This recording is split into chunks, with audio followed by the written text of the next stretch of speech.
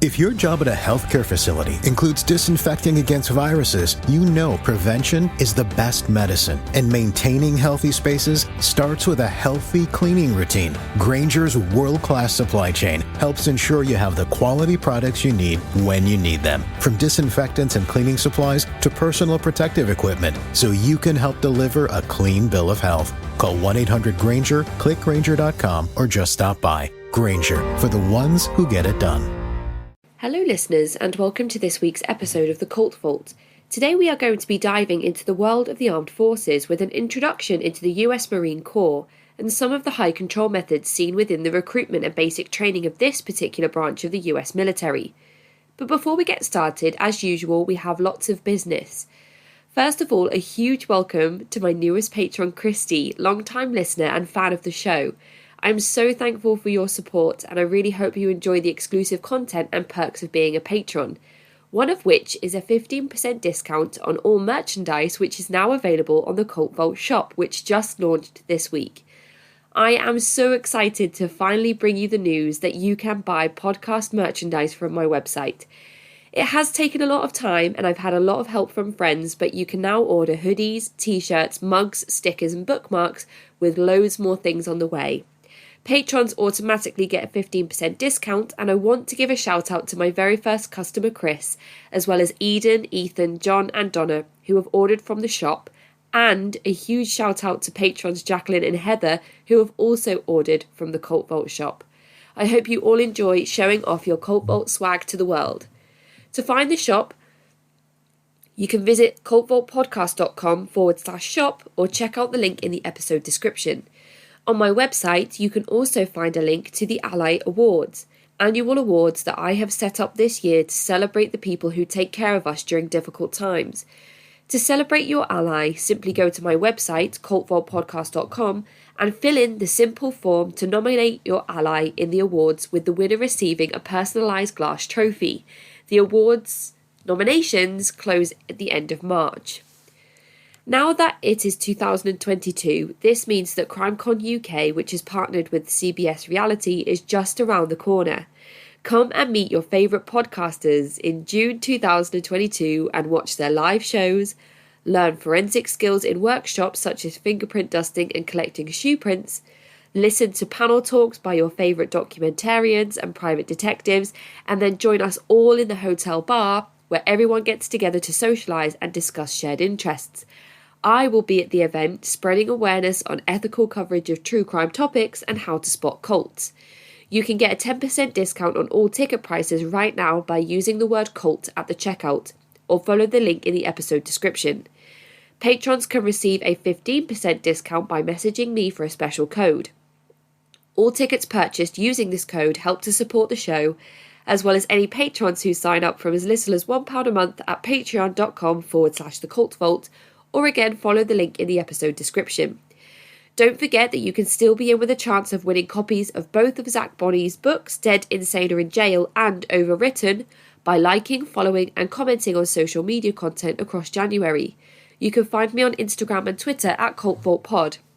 Sorry this has been a long introduction, it's been very long-winded with lots of website links and information, but now we're on to the show. Ryan is here to tell us about his introduction into, time in and journey out of the United States Marine Corps. Here is Ryan. Hello Ryan, and thank you so much for agreeing to come and chat with me today. I'm looking forward to bringing this first coverage on the podcast into the military and the armed services and the control methods that are often talked about being used in some of these environments. So would you like to start by introducing yourself to the listeners? Sure. My name's Ryan. I served in the United States Marine Corps from 2002 to 2004. I spent 3 years in Okinawa, Japan, with the 12th Marines, and I'm just here to kind of give you an idea of how the Marine Corps is and some of the behaviors that we engage in. Absolutely. And from some of the stuff that we've just discussed then before hitting record has me really excited to explore this new space that we haven't gone into in the podcast yet. But let's start at the beginning. Give us a little bit of a brief history of what your life was like growing up. Sort of, where did you grow up? What do you have siblings? What about school? All of those nice things about your life before you joined the military. Oh, sure. I grew up in Central Florida. It's down south. Super hot. I had both my parents. I'm the eldest of three children. I got two sisters. Growing up, unfortunately my mom passed when she took her own life when I was 7. But a year later, my stepmom came in, and she was basically, my mom from that point in. So that was awesome. Went to school at the local high school. I'm trying not to give away too much information, but I was in our OTC, which was our basically a reserve officer training corps. It's run by the military in the high schools. It's a leadership education training. So you learn a lot about whichever branch is at that school, and at that point, it was an Army ROTC. And I did fairly well there. And pretty much ever since I was 6, I knew I was going to join the Marine Corps, because I met my uncle around that time, and he was a gunnery sergeant in the Marine Corps. And I was just like, I want to be like him, because he's the coolest man I've ever met. And not even 2 weeks after I had graduated high school, I was off to boot camp. Oh my goodness. So yeah, pretty soon after finishing that education, you were on your way. Absolutely. I pretty much knew what I wanted. My mom signed the papers when I was 17 to go into what they called the delayed entry program. So I'd had everything signed, all the T's crossed, I's dotted, even before I had graduated high school. You described your uncle as being like really cool, and he was the person that inspired you to want to join the Marines from such a young age. What do you think it was that stood out about your uncle in terms of you kind of finding him somebody to look up to? I can't really pinpoint like one thing. It was because we never got to see him a lot, because he lived way up north. So we only saw him every so often when our family was able to make the way up there, or they happened to come down south. But just every time I met him, he was just like the cool uncle who would always he'd hang out with you. He'd here's $20 for no reason, and here let's go do this or do that, and let's go ride in the Jeep to go off-roading or something. It was just the cool uncle. And I guess since almost every time I met him, he was coming home and he was in the uniform, the Marine Corps, the greens and the tans, and I was like, man, that's the awesome uniform. My uncle's so cool, man. I want to join the Marine. The ROTC in your school, that was something you knew you were going to join as well before you were old enough to become a part of that? Yeah, I'd actually my first year in high school, they had put me in physical education, even though I requested ROTC. So I actually had to go to our the guidance counselors and tell them I want a schedule change next year for ROTC. So I actually ended up getting in a year late. I got pretty high in the ranks just because it was something I wanted to do, and I also knew if you go into ROTC and get a certain amount of years, I knew that coming out of boot camp, I would actually have a higher rank coming out of boot camp, because it's a leadership thing that kind of meshes with the military, and you can get a little bit of a benefit from it. So it would be kind of like,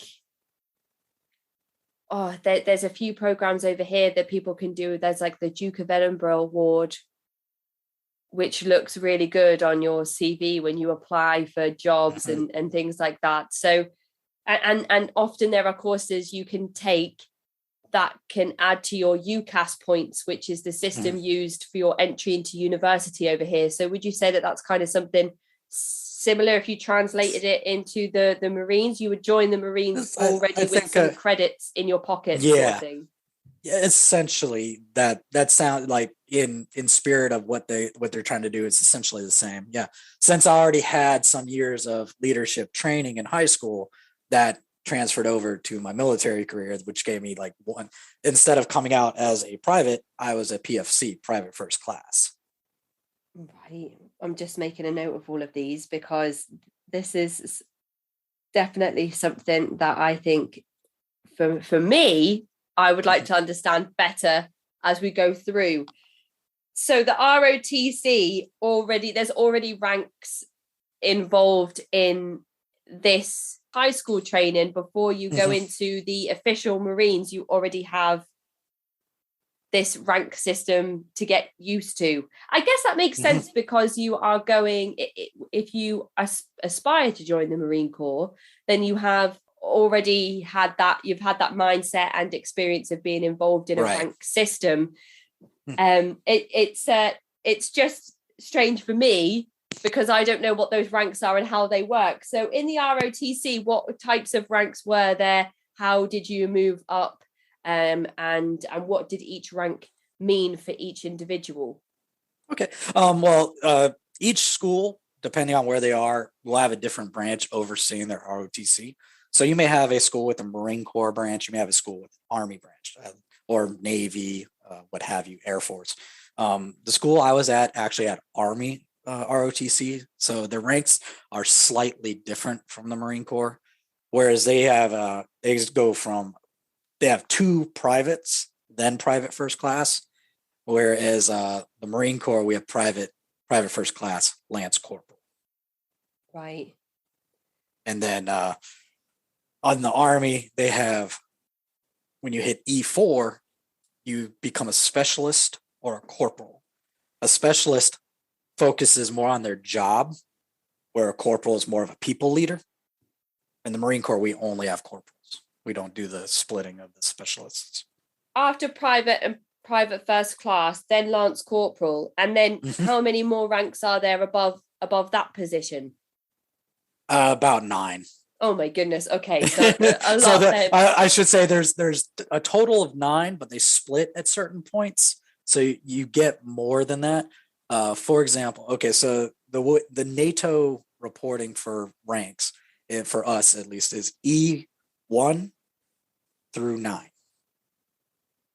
So, for example, a private would be an E1. Okay. Private first class, E2. Lance Corporal, E3. Corporal, E4. And it goes up. Once you get to about E8, they split, and we'll have first sergeants and master sergeants. And then E9, that split continues because it's similar to the specialist role I was telling you about. One side sticks with their job and is a technical master, and the other is a leader. Right. Yes. And I can kind of see how that translates almost into the medical world, where you have people that can practice medicine, and then it gets more specific as you kind of go up, and then you want to specifically only be like an eye doctor, and then there's lots of specific training that would come along with that. That's a strange example that I've just kind of pulled out of thin air. But I can kind of see how, all right, okay, that breaks it down a little bit. It was a little bit kind of when you said, there's about 9 more. I was thinking, oh my goodness. And that's just for enlisted, because then you have officer ranks as well, and they don't do the split, but there's another like 10 of those, including general officers. Something that I found quite interesting that you said earlier about why you decided and how you knew so early on that you wanted to join the Marines. Is it okay to say the Marines, or should I always say the Marine Corps? For that, that's fine. No one, the Marines, Marine Corps, it's good. Both are acceptable. Okay. So when you knew that you wanted to join the Marines, I was going to ask if it was an influence from your parents, because a lot of the time, from my own, from what I've seen of American families, it's often presented to us over here in England, sort of through TV shows and reality TV and movies, that children may decide to join the armed forces, the army, the navy, the Marine Corps, if they've had a family member involved, sometimes a parent. And then I think there's terms for people who grow up with army parents. Is army brat? Is that the right expression? Yeah, a lot of times, whatever branch brat is, what people use, Marine Corps brat, Army brat, Navy brat, Air Force brat. So you'll hear that a lot. And generally, military service does flow along family lines. It's one of those things, my dad was in the military. My dad's dad was in, whatever branch. Sometimes people just go into the branch because, their family's done it for like ages. But no, in my particular family, my grandfather was in the Army Signal Corps for a short time. And my uncle, who is who married into our family, was in the Marine Corps. But that's pretty much it as far as I know within my family previous to me. And a lot of the time over in England, there was a big rebranding of joining the Army Reserves or joining the Army or join the Navy or join the Armed Forces, like a really big campaign shift, because I feel like there was this stigma attached with joining the military. It was something that it was often somebody's last option if they failed in school, or if they didn't get the grades that they needed, or if they didn't know where they wanted to go with their career. And a lot of the time it was often seen as though it was those people that would be targeted by recruiters to go and join the military. Over here, I'm not sure what it would have been like over where you are. And then there was this big campaign shift and loads of new marketing about how you can decide to have this as your career from early on, and these are the perks, and look how cool it is to be part of the military. And anybody that's listening from over in the UK will know what adverts on the telly I'm talking about. I think I'm familiar with one of them, because I remember there's one, if you can fix a skateboard, you can fix your bike. You can fix a bike, you can fix a car. And it goes on to be, and it goes into at the end, you can fix a warship, and I was like, that's an interesting commercial.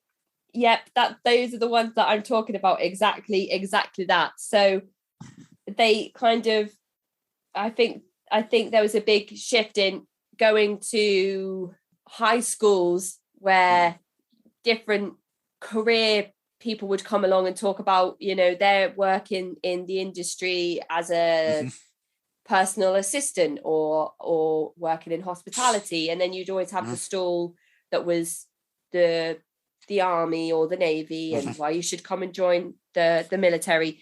So do you remember what the message was for people when you were growing up, in terms of whether it was just a career to fall back on, or whether it was something that a lot of people aspired to be a part of? Because I know that the culture around the military is very different in America than maybe most other places in the world. Yeah. Oh, well, when I joined, it was, 2002. So it was post 9/11. So the recruiting effort was definitely in high gear. I know, approaching that, it wasn't the same. I remember Marine Corps ads where it was a guy fighting a lava monster, and the Army had their new, be all you can be. I think now they're Army of One, something like that. But going into it, before that, there's always it had always seemed like there was always the it's not a last resort. It can be first resort for depending on who you are. But I think after 9/11, there was definitely a recruiting drive, but I don't think the military has ever been seen as that last resort, kind of like how it is over in the UK and everything like that. Because I definitely know a lot of European countries look down on military service, because I play games and I've got a bunch of friends and stuff who are overseas that I've spoken to about that. And I mean, a lot of them come from countries with conscription, where, they're forced to do stuff and serve their country. And they look down on it even more than, some of the people of my UK buddies. But I would say America's never really had it like that. Coming up to 9/11, it wasn't seen as bad, but it was definitely something you could do. And then after 9/11, it's been, military is good to go. You can get knowledge, you can get paid to go to classes, you can get free healthcare and stuff. And since then, there's almost a reverence for the not just the Marine Corps, but the military itself, because you got all the people, they find out you served, and all of a sudden you're getting thanked for your service, and then you're just like, okay. Yeah. That is something that I was definitely going to bring up. Another thing that I think comes through some of the media that we have coming to us over here in England, I think the reputation of the military has changed because of those campaigns over here in the UK. But definitely from what you've just said there's a in my opinion, from the things that I've seen, it comes across very patriotic and very country, like proud, almost nationalist. Yes, it's very strange because you always see people saying that, thank you for your service, and I understand that comment to people as well. It's just, the whole thing's just it's very we don't have that over here, so it's strange to see when you see it on the telly and stuff over here. It's strange. I can tell you that we, as veterans, we react to it differently.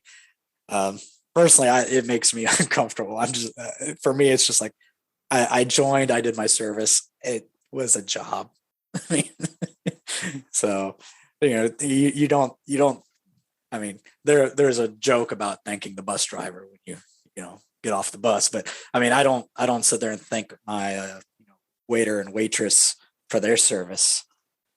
So it's kind of one of those things. I was just doing a job. A lot of the time when people go on to join high demand control groups, it's because of some trauma that they've experienced in their life and some difficulties or transitional periods that they've been through. And you said that your decision to join the Marines came from meeting your uncle and spending time with him and seeing him in the way he was. And I was wondering if you feel like any of your decision to join the Marines came down to you losing your mum at such a young age. I never really thought about it. It very well could be a possibility.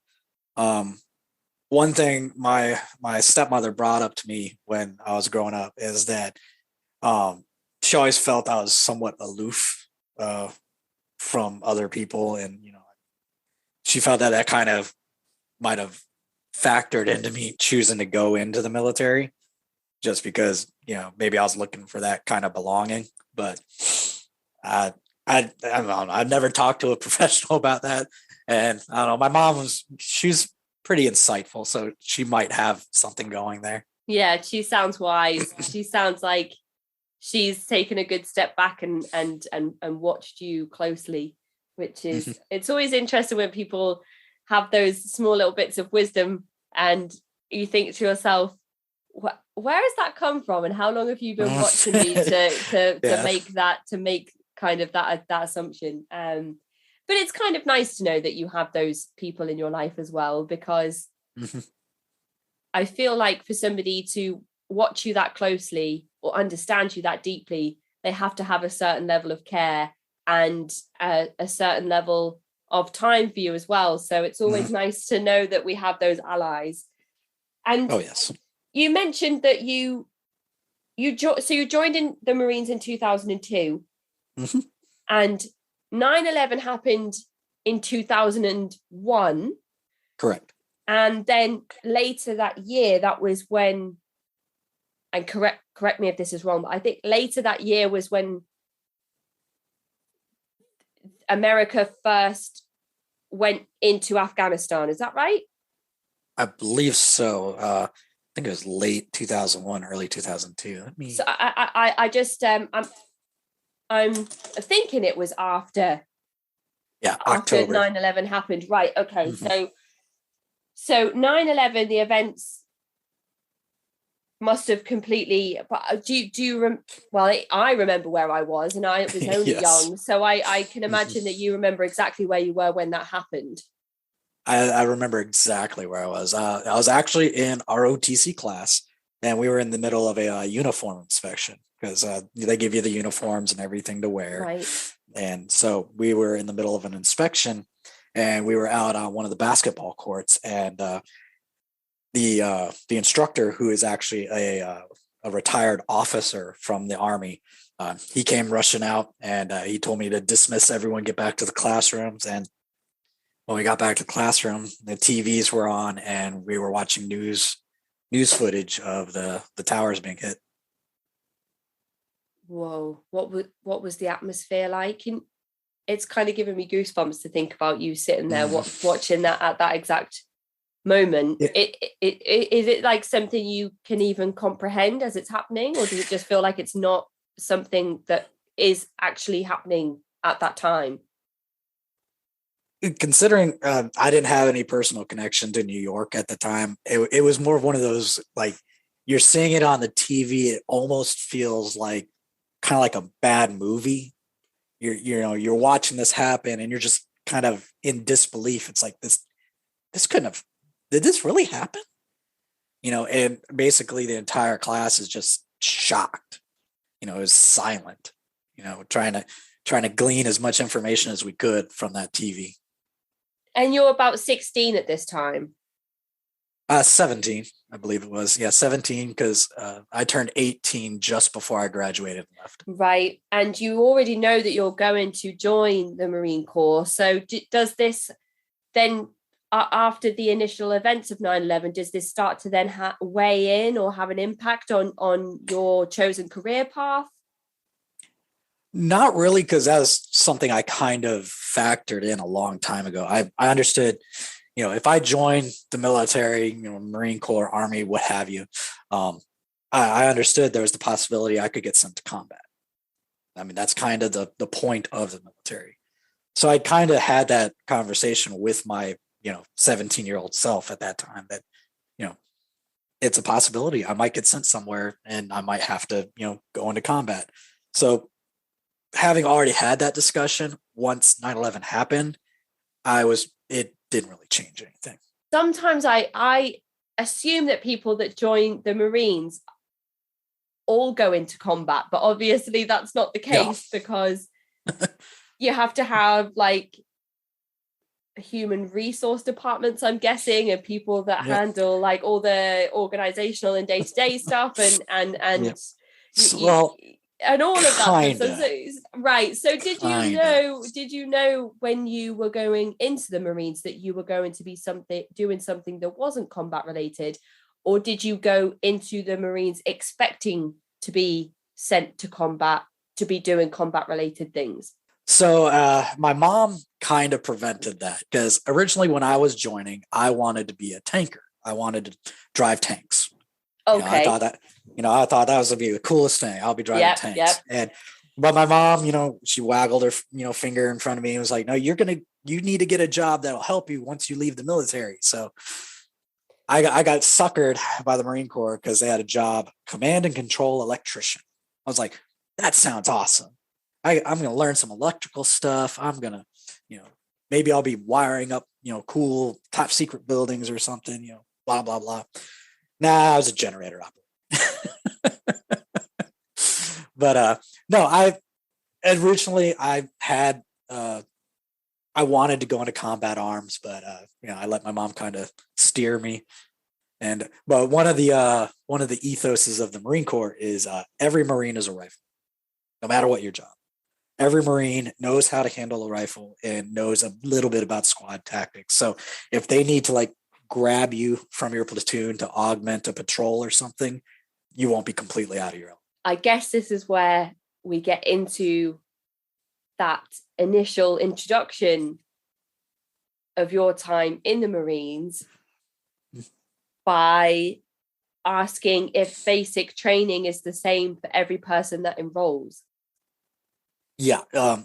The first boot camp you go to, everyone goes to it.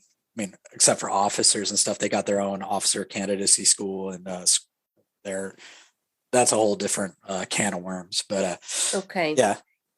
So the boot camps, there's two of them, one in Paris Island and the other in San Diego.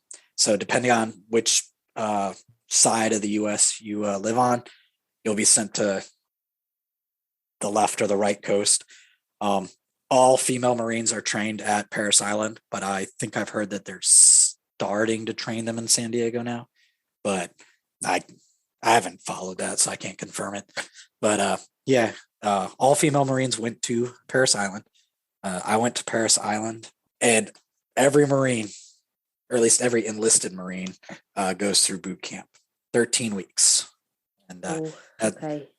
So you've just turned 18 at the time you graduate high school. Mm-hmm. You have already enlisted in the Marines. What's the process like to join? Is it just some paperwork and then you're accepted? Is there like a vetting process and you have to meet somebody and go for like an interview? How does that stage work before you go over to actually take part in these 13 weeks? All right. But okay. So the process before you get to boot camp is, of course, you go see a recruiter. Okay. And you're going to fill out all sorts of paperwork. You're going to take what they call an ASVAB, which is the Armed Services Vocational Aptitude Battery. So it's basically a big old IQ test that tests like not just school knowledge, but like practical knowledge for like, mechanical, electrical, things like that. They're trying to figure out what skills do you have that would be good for the military. And they basically, at the end of it, give you a score. And if your score is high enough, you might rate to, do this job, you might rate to do that job. So right. And how high or low is the bar to be accepted in general? And do you remember what kind of score you got in terms of like really good or really bad? I don't know the lower cutoff. I know I think it goes up to 100 because I've heard of people getting like 90s and stuff on it. We do have a term for people who score low, which is ASVAB waiver, where they had to get a waiver to, basically, discount the ASVAB. If I remember correctly, I got a 62. So I was a little above average, which allowed me to get a job, doing the generator stuff. And after you have this test, this like aptitude test, and then you get your score and you are accepted, do you know what role you're going into and what you'll be training for after these 13 weeks? Sometimes.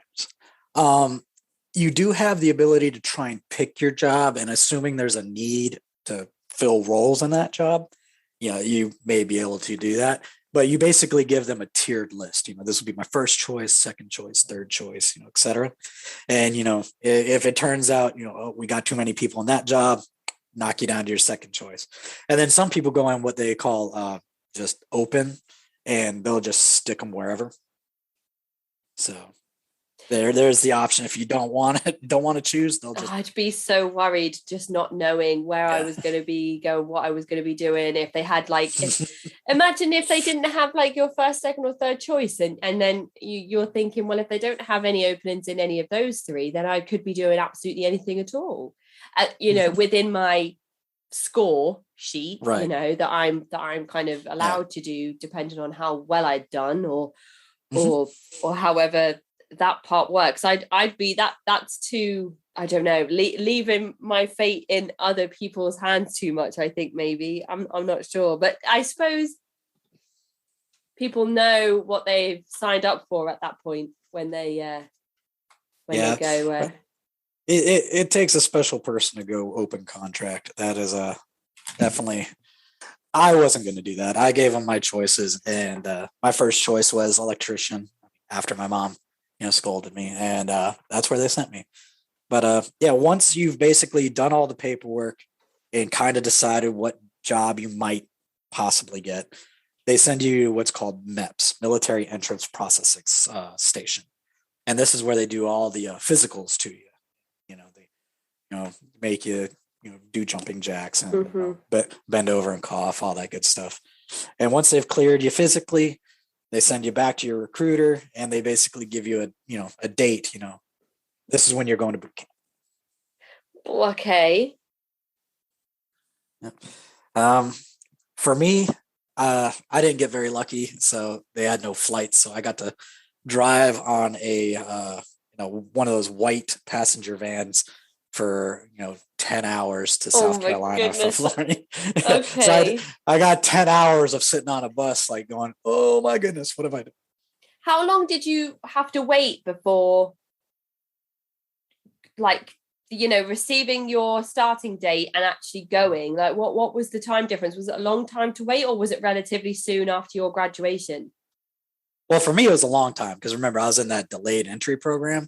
So I had everything done like way ahead of time. So I knew for a fact, like even before my graduation, I knew, 2 weeks later, I'm going to be on the bus.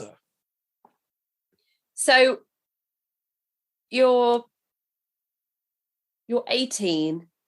Well, you're 17 when 9/11 happens, but you already know that you're going to join the Marines. So when you turn 18 and you graduate, you then go for your test, you score just above average, you fill in a few things that you would like to do. Timeline's a little off there. I actually took my test in school. Right. Okay. Yeah, they actually set up the test that our entire high school could go take it. No way. Oh my goodness. Yeah. As like a recruitment drive for the entire kind of, yeah. I have a feeling that it was kind of one of those, let's see who might have some high scores. So way. Like, who doesn't want to take a test to see how good they are at something as well? Like, especially if it's not going to impact your education in any way. Just like come and see if you're really good at this thing or really good at this thing, and it doesn't impact anything other than maybe our interest in you. Pretty much. That's so interesting. I'm just trying to picture, like, if I was in school and that would have happened with us, like a group come in and say, come and take this test, and the whole school. It reminds me of when we all had to go and have vaccinations against something, and we all had to line up, and the whole, like, the line for the school went all the way around all the corridors. It was like a big snake of people just going through this, like yeah, just imagine a cafeteria just packed full of kids all taking the same test. Wow. Okay. So right, let me go back. So you're in school, you witness the events of 9/11 on the television, you take your test before you graduate, so you have your results, your mum signed the waiver when you're 17. Yep. At 18 you graduate, you already know you're going off to the Marines, and you get your date. You have to sit in this van because there are no flights available for 10 hours to arrive at basic training. Do you know what boot camp is going to be like at this point? Have you heard stories? Have you done any research? Have you been given any information from the Marines themselves on like what the process looks like for 13 weeks? Yeah, we were pretty much just given a list of don't take this stuff with you. Okay. Because there's certain contraband not allowed at boot camp, so they're like, don't take this stuff. Okay. And they don't really, I mean, you can ask, but at that time it was pretty simple to find information. And of course, I just called up my uncle and was like, hey, how was boot camp? Granted, he was telling me about boot camp way back in like the 80s, so it was a bit different. Do you think that your uncle was, I don't know what the right expression is. Over here, we would say like quite laddie, in the sense that he really liked basic training and it was like some of the best times of his life, and the camaraderie and everything was really good? Or was he kind of just like, oh yeah, boot camp is boot camp? No, he was he pretty much told it pretty black and white. It's like there are parts you're gonna hate, but there's parts you're going to enjoy. So, I mean, it really depends on, how you take it. The entire point of it is to break you down and build you up. So, don't take anything anyone tells you to heart. Just keep pushing on and get to that graduation day. Right. So he had some pearls of wisdom for you going into boot camp. Yeah. So he had some insight into what it could be like for a young man going into the military in the early 2000s, even though he'd been quite a while before that. Right. Okay. Right. So sorry, I keep cutting you off. So sorry. So no worries. So you arrive, you're told what you're not allowed to have. So I'm guessing that you have your bags checked and everything. Oh, there's not. They do check your bags for contraband. They give you a option to. Well, first, let me tell you what it's like when you arrive to Parris Island. Yes, please. Yes, please. Okay, so anyone who's familiar with the Marine Corps is going to understand what I'm about to tell you. Is basically the first thing that happens is when that bus pulls up, the drill instructor comes out these doors that are to the right of the vehicle. He comes right up to the door, just whips it open as hard as he can pretty much, and just starts yelling, get off my bus, get off my bus right now. And you start moving. And outside in front of the receiving hall are these yellow footprints. And you go, get on my footprints right now. So you're immediately, boom, you get on these footprints and, they get you pretty much set up in like a platoon formation, and they, welcome to, Marine Corps basic training. The first and last words out of your mouth are going to be sir. They basically give you the spiel, and everything is at like volume 11. And at that point, they start bringing you into in processing. And, that's when they start checking your bags. You get your initial uniform issue, and you get your initial haircut, which is a buzz cut all the way down, just no hair. And that's when you get to your first platoon. It's basically the first 48 hours is all in processing, paperwork. You don't even get to sleep. Whoa. Okay. So immediately, as soon as you're off the bus, you're already kind of being told to walk on these footprints, which keeps you all tidy and neat and in a line. Mm-hmm. Well, they're footprints on the ground in what's called a platoon formation. So basically, like lines facing like one direction. You'll have like a line of, say, 6 footprints, then a line behind them of 6, a line behind them of 6, and everyone gets on these footprints facing the same direction. And you're immediately being yelled at as well. Immediately. Before you. So there's no like, oh, welcome to Parris Island here, as you can see. I mean, I know that that's what we see in media, television and film. I don't know if it's a good example to use, but, I've watched Full Metal Jacket and I've seen the, shouting and Private Pile and a jelly donut and all of that. But sometimes jelly donut. Yeah, absolutely. And you feel like that's exaggerated and that can't actually be how things happen. But from what you said there, that's the kind of feeling I'm getting. Like you get off the bus and it just hits you. There's no chance for you to like acclimatize to your new environment. You're just thrusted into this situation it's one of those things. It's almost immediately they're trying to get into you an instant and willing obedience to command. Basically, straight off, right off the bus. Here's your commands. Do it. And when everybody has to have a buzz cut, is that the women included? No, the females do get to keep their hair, although they do have to keep them within a certain regulation. They got to keep them in a neat bun, like right at the back base of the skull. They can't have any loose like flyaways, or the hair can't be like kind of like loose. It all has to be in this bun. So a lot of them tend to cut their hair short. And you are going to be here for 13 weeks. So your first 48 hours is In processing. No sleep. Yeah. Why are you not allowed to sleep during this time? I think it's more of I'm not quite sure of the reasoning behind the not sleeping. But I don't know. I've never really found a good explanation for it. Granted, I didn't really look into it. I wouldn't be surprised if it has something to do with when they drop you to your actual drill instructors, because the first drill instructor you meet, he's not going to be with you. He's just there for in processing. Okay. Yeah. So it might be just one of those things that they just want you so dead tired that the night before they drop you to your actual drill instructors, that you actually just basically go down for exhaustion, and you're not just sitting there like, oh, my drill instructors, scary. So basically like a big breaking of will exercise. Kind of.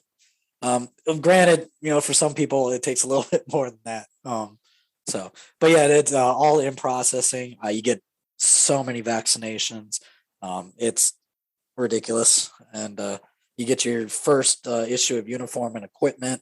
They issue you your rifle, which is going to be your new best friend.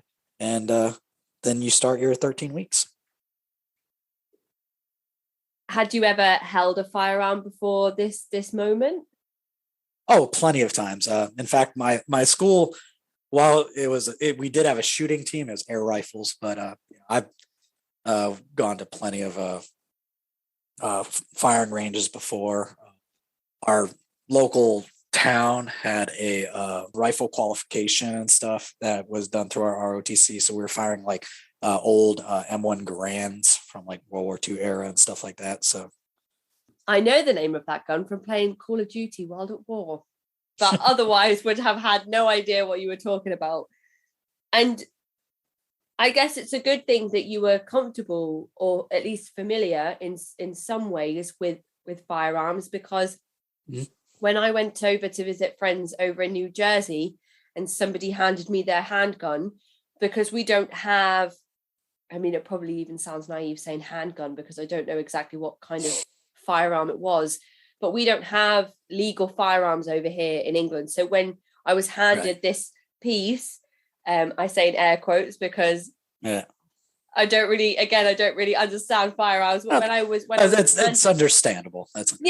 Piece of equipment, piece. I don't. So I was handed this piece, and I just didn't know what to do with it. It was so much heavier than I thought it would be. I felt so extremely uncomfortable that the next time I went over, I said to my friend, who I like to visit yearly when we don't have pandemics and such, I said to her, if we're going to go and visit our friend that loves the firearms, I would like to go to a firing range beforehand because it makes me really uncomfortable, and I'd like to go to a safe environment where everything is controlled and I can handle the equipment with trained professionals who need certifications and licenses and stuff to legally be able to have these establishments.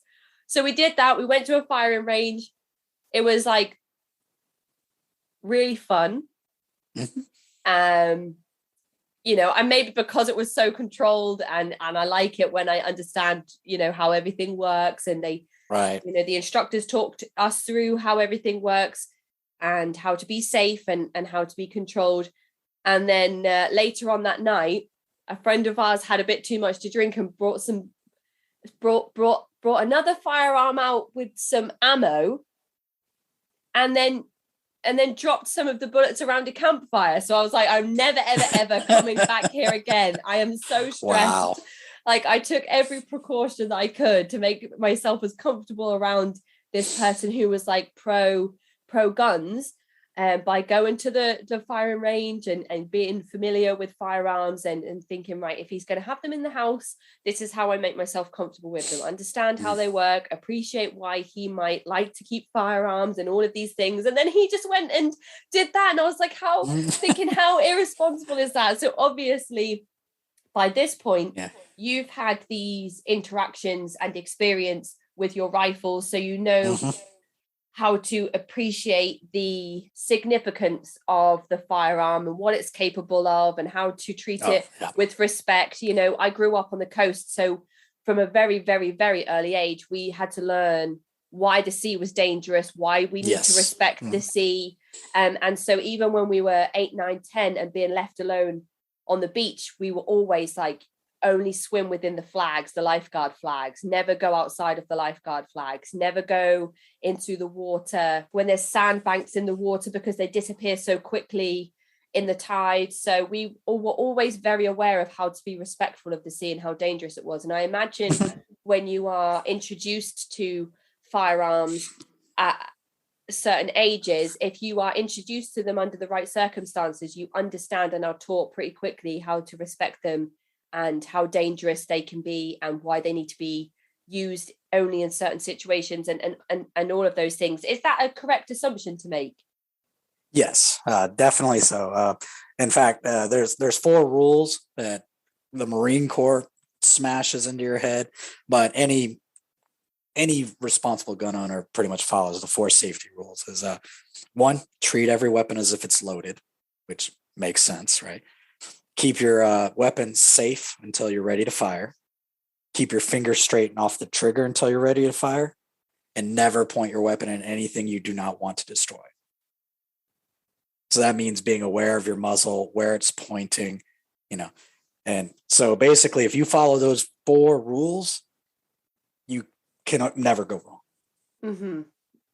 A lot of the statistics, when you look at the anti and pro gun communities in America as well, a lot of the arguments are around accidental shootings in the home.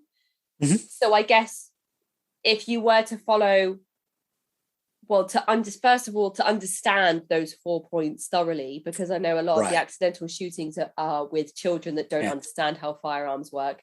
But if you were to understand and comprehend and follow those 4 rules, then it's pretty much fail-safe, really. Because you'll never do anything stupid, because you'll just assume every weapon is loaded, and you won't ever point it at anything, you know, a person or object or anything that you don't actually want a bullet going through. And then, of course, you know, keeping your finger off the trigger and keeping the weapon safetied. You know, you follow those 4 rules, you can't go wrong.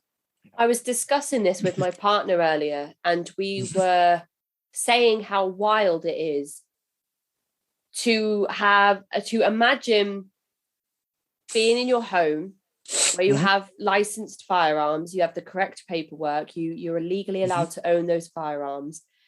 Somebody breaks into your home and you shoot them dead for trespassing, and that's it.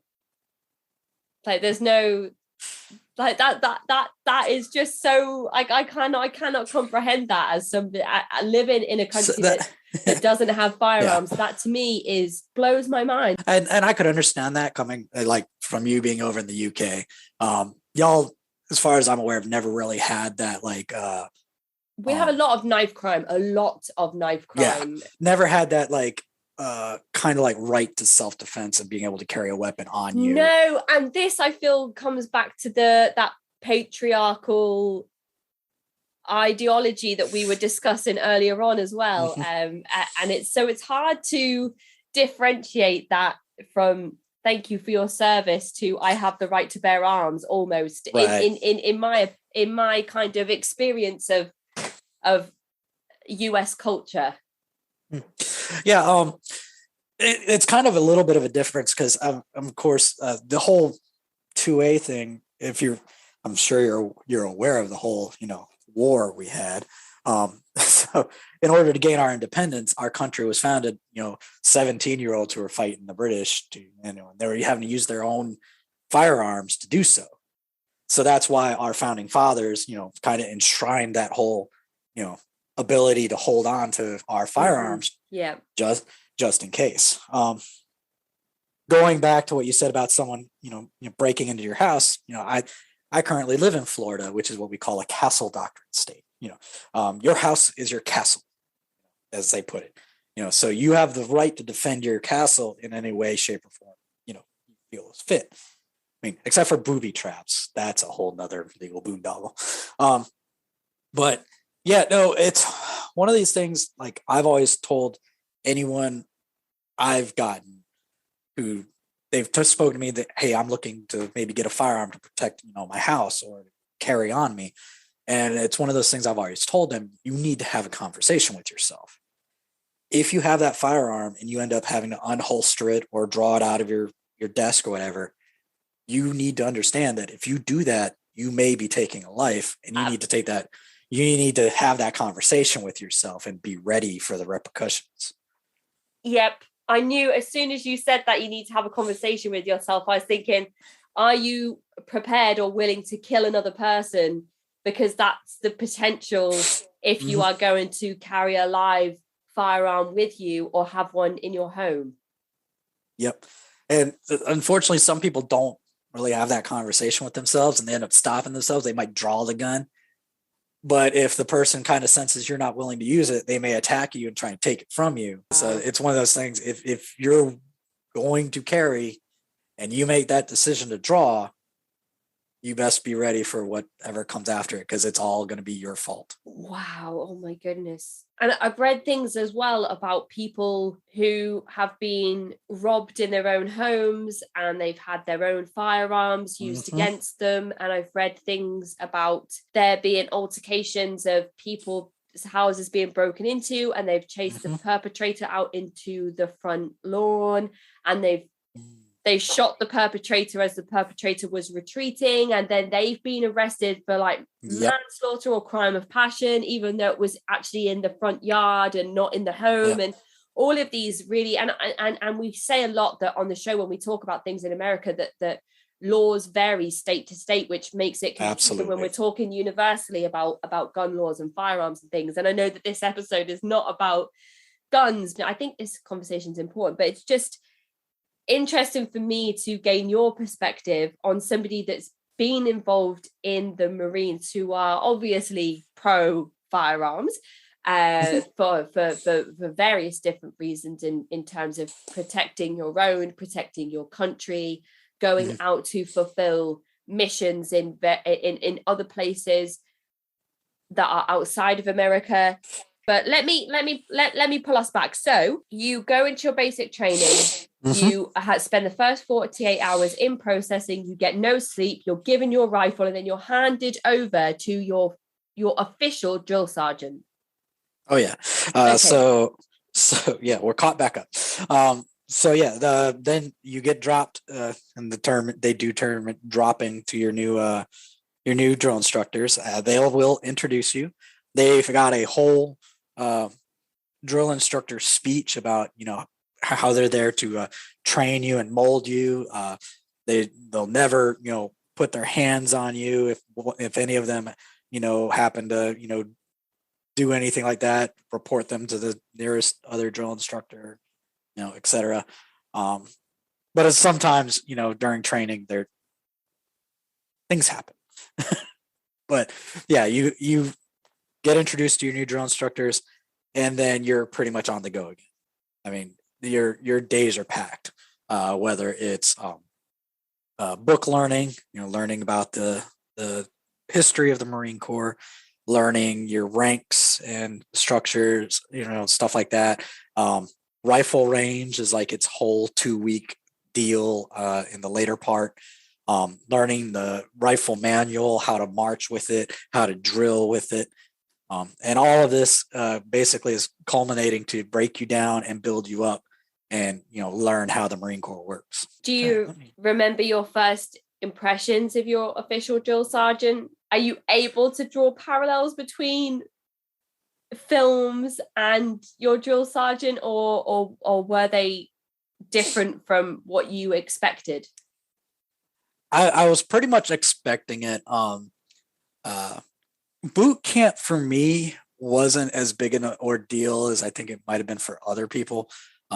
During ROTC, they had summer camps, which weren't, not as high intensity as boot camp, but, I got used to the whole sleeping in squad bays with, 20 other, guys, and using communal showers, moving in a military fashion, moving in formations and stuff.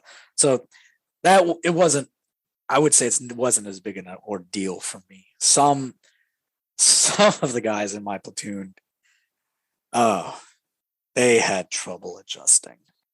Especially could you see some of that from the first 48 hours, or was this as you got more into the boot camp program that you saw them kind of taking the hit?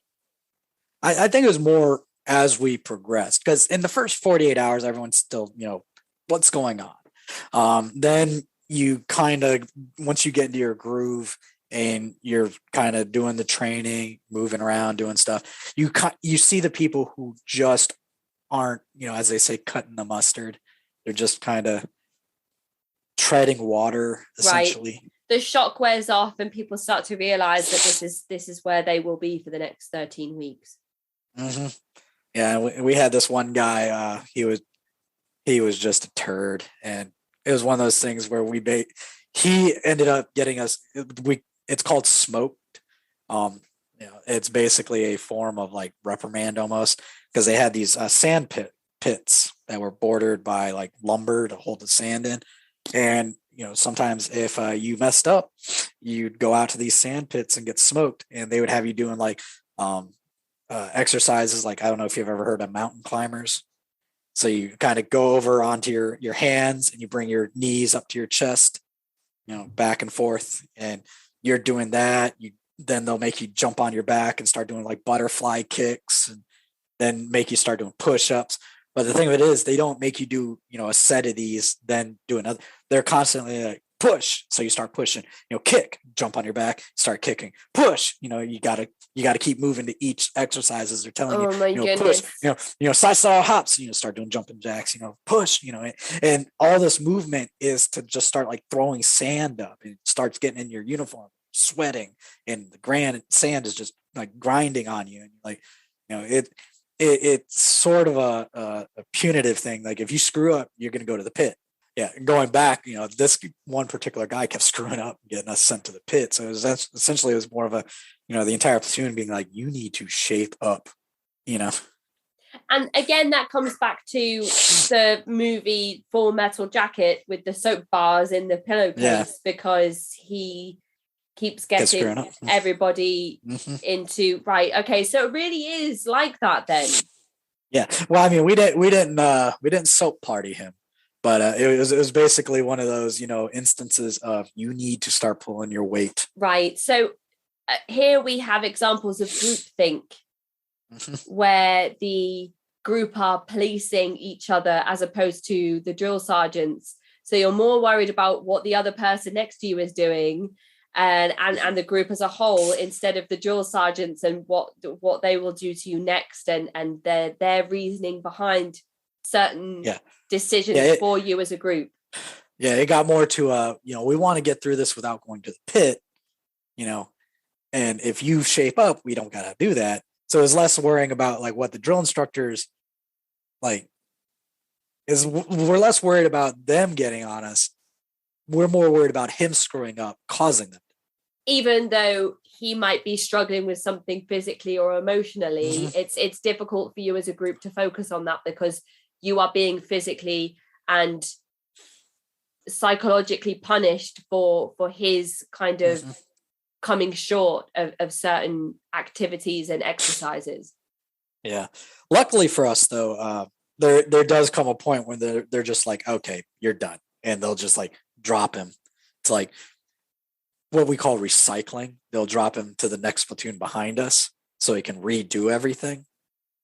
Because it might just be one of those things, he wasn't physically fit enough to keep up, so they drop him back so he can get more training to maybe catch up in that platoon. But they'll recycle Marines, recruits at that point, because you're not a Marine until you finish boot camp. And do you feel like Marines that are, or recruits that are recycled, then go and have a certain reputation already by the time they join their new group? That's the thing. If you get to graduation and you cross that parade deck and you get your Eagle Globe and Anchor, you're a Marine.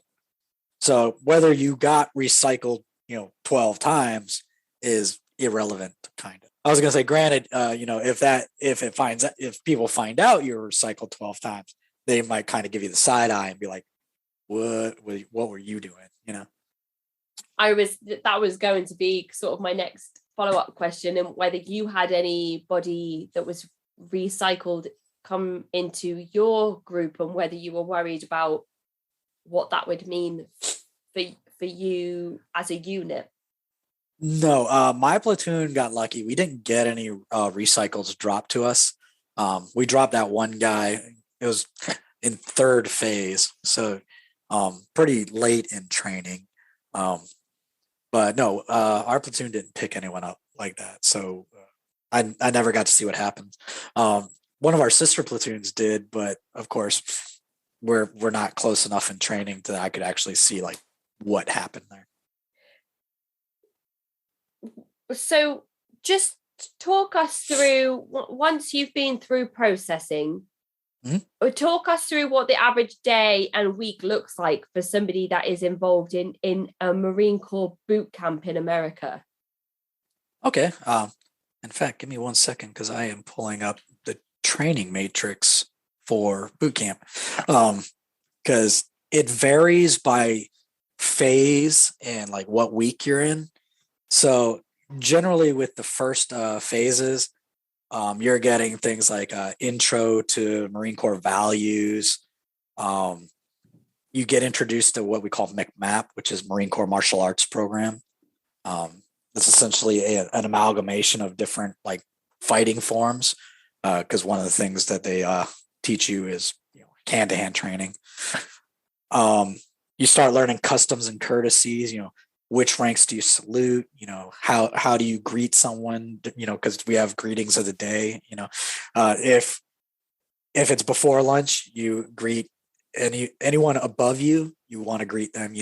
For example, if I was passing a staff sergeant, it's before lunch. It's always good morning, get the staff sergeant. If it's after lunch, good afternoon, staff sergeant. If it's after dinner, good evening, staff sergeant. Stuff like that. And of course, if it's an officer, you give the greeting of the day plus saluting, all that good stuff for the customs and courtesies.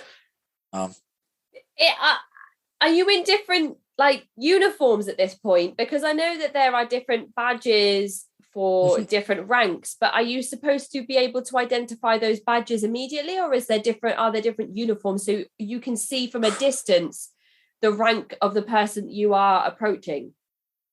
Any Marine who's graduated and is not a recruit will have rank. On your collar, you have your chevrons of whatever rank you are. Now, as a boot or a recruit, like in first phase, you tuck your blouse into your pants so they know you're first phase, recruit. When you're in second phase, you get to untuck your blouse out of your trousers, but you don't have boot bands that go over your boots. And then my goodness, when you're in third phase, you're basically wearing the uniform, but you don't have the patches that have your name or U.S. Marines. So that's how they know you're a recruit, right? Okay, so oh my goodness, so is 13 weeks long enough to like identify and understand all of these things? Oh, you're by the second week, they're expecting you to be able to start identifying ranks. Oh my goodness. So again, you said there boot/recruit. So there is inside terminology here used to explain certain things. So boot refers to boot camp, okay. Which could also refer to someone who is just getting into the Marine Corps. They're a boot, basically insinuating they're just out of boot camp. And it can also work for someone who has just joined a unit. That guy's a boot. Okay. Okay. And it all kind of goes back to boot camp.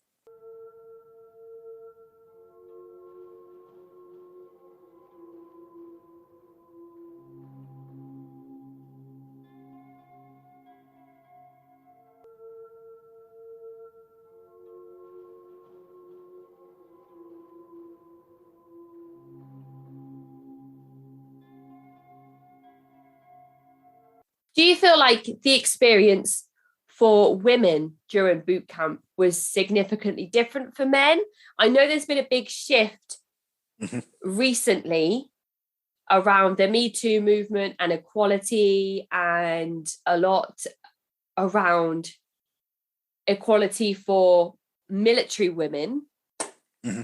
But this is 2002, so I'm wondering if you feel like the experience for women was different for them in the Marine Corps boot camp than it is perhaps today.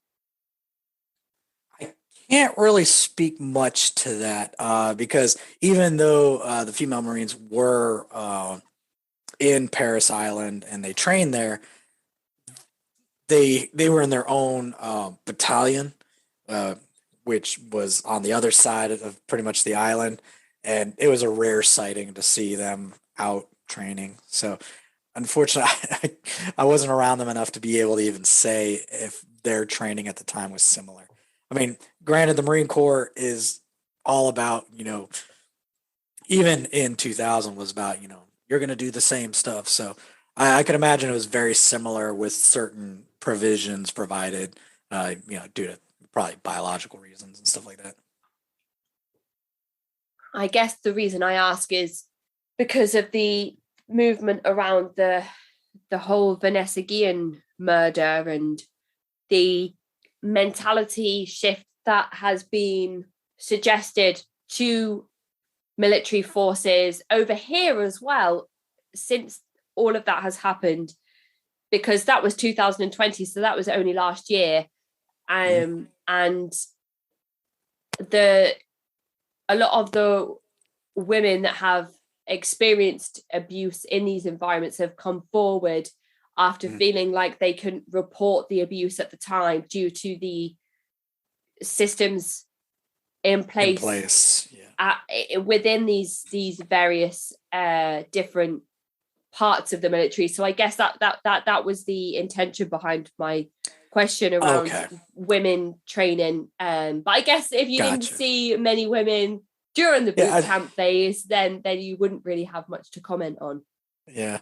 Unfortunately, I couldn't say much personally about that. I do know statistically when the Me Too movement came around, and specifically for like reporting purposes, I do remember like keeping an eye on that. And one of the odd things is between all the branches, the Marine Corps actually had like the most amounts of reports, which from my understanding could be taken two ways. One, the Marine Corps has a whole lot more, issues, or the Marine Corps is the only one reporting it.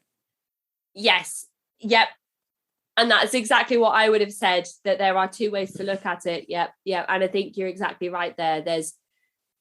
Or even maybe even a third option is that the Marine Corps is the only part of the US military where people feel comfortable enough to come forward and report those things that have happened.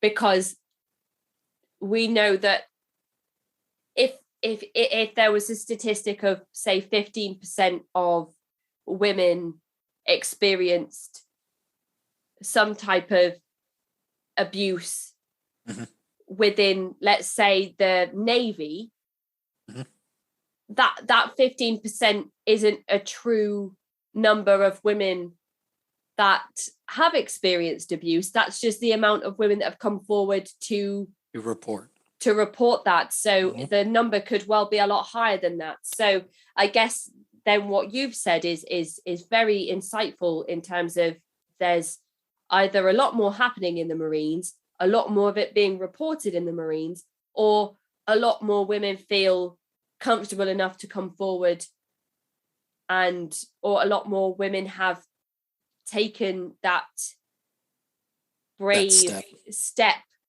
to report that has happened, whereas in other parts of the military that might not be the case. And maybe that's due to the way that it's handled. Maybe that is due to there just being a higher number of abuse cases. I guess it would be hard to know, because I'm sure that would require that would require investigations that unfortunately I don't have the ability to read, and you'd also have to remember the Marine Corps is a much smaller force than either the Army, Navy, so I mean it's one of those things that it could that data in and of itself could be taken so many different ways, and you would definitely need an investigation to figure out what the breakdown is, you know. And it's interesting that a lot of the times those investigations, when they are put forward, they are self investigations. So Oh the yeah, army investigates itself. we investigated ourselves and found ourselves free of any wrongdoing. You know? Yeah, absolutely, and that's it. You pretty much what they say about the police over here. But.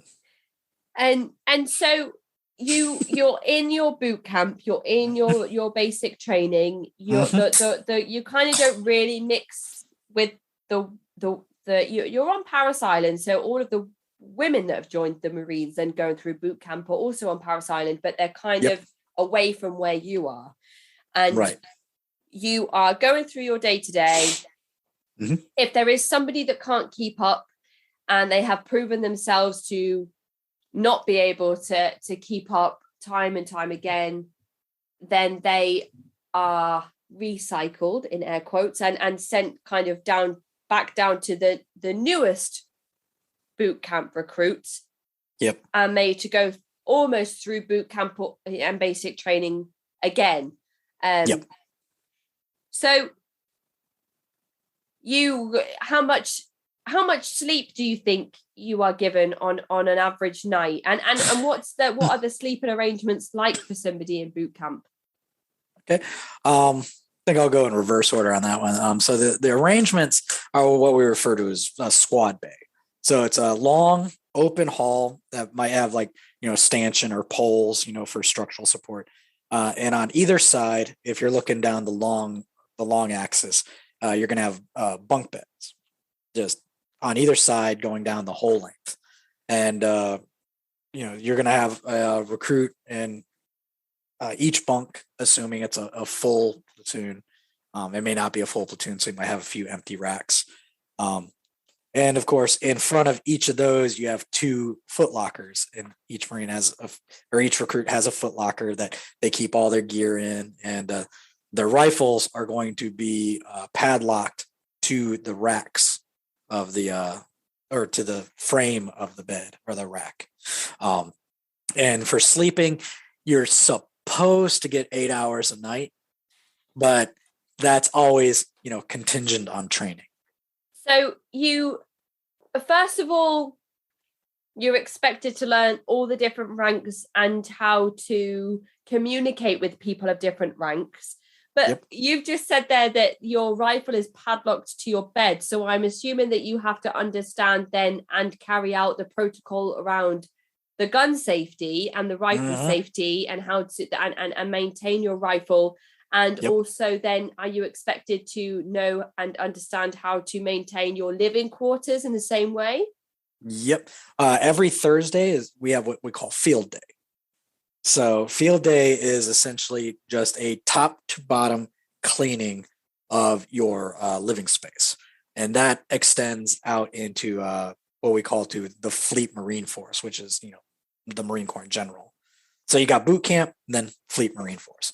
And every Thursday, you clean your room. Friday morning, you're inspected.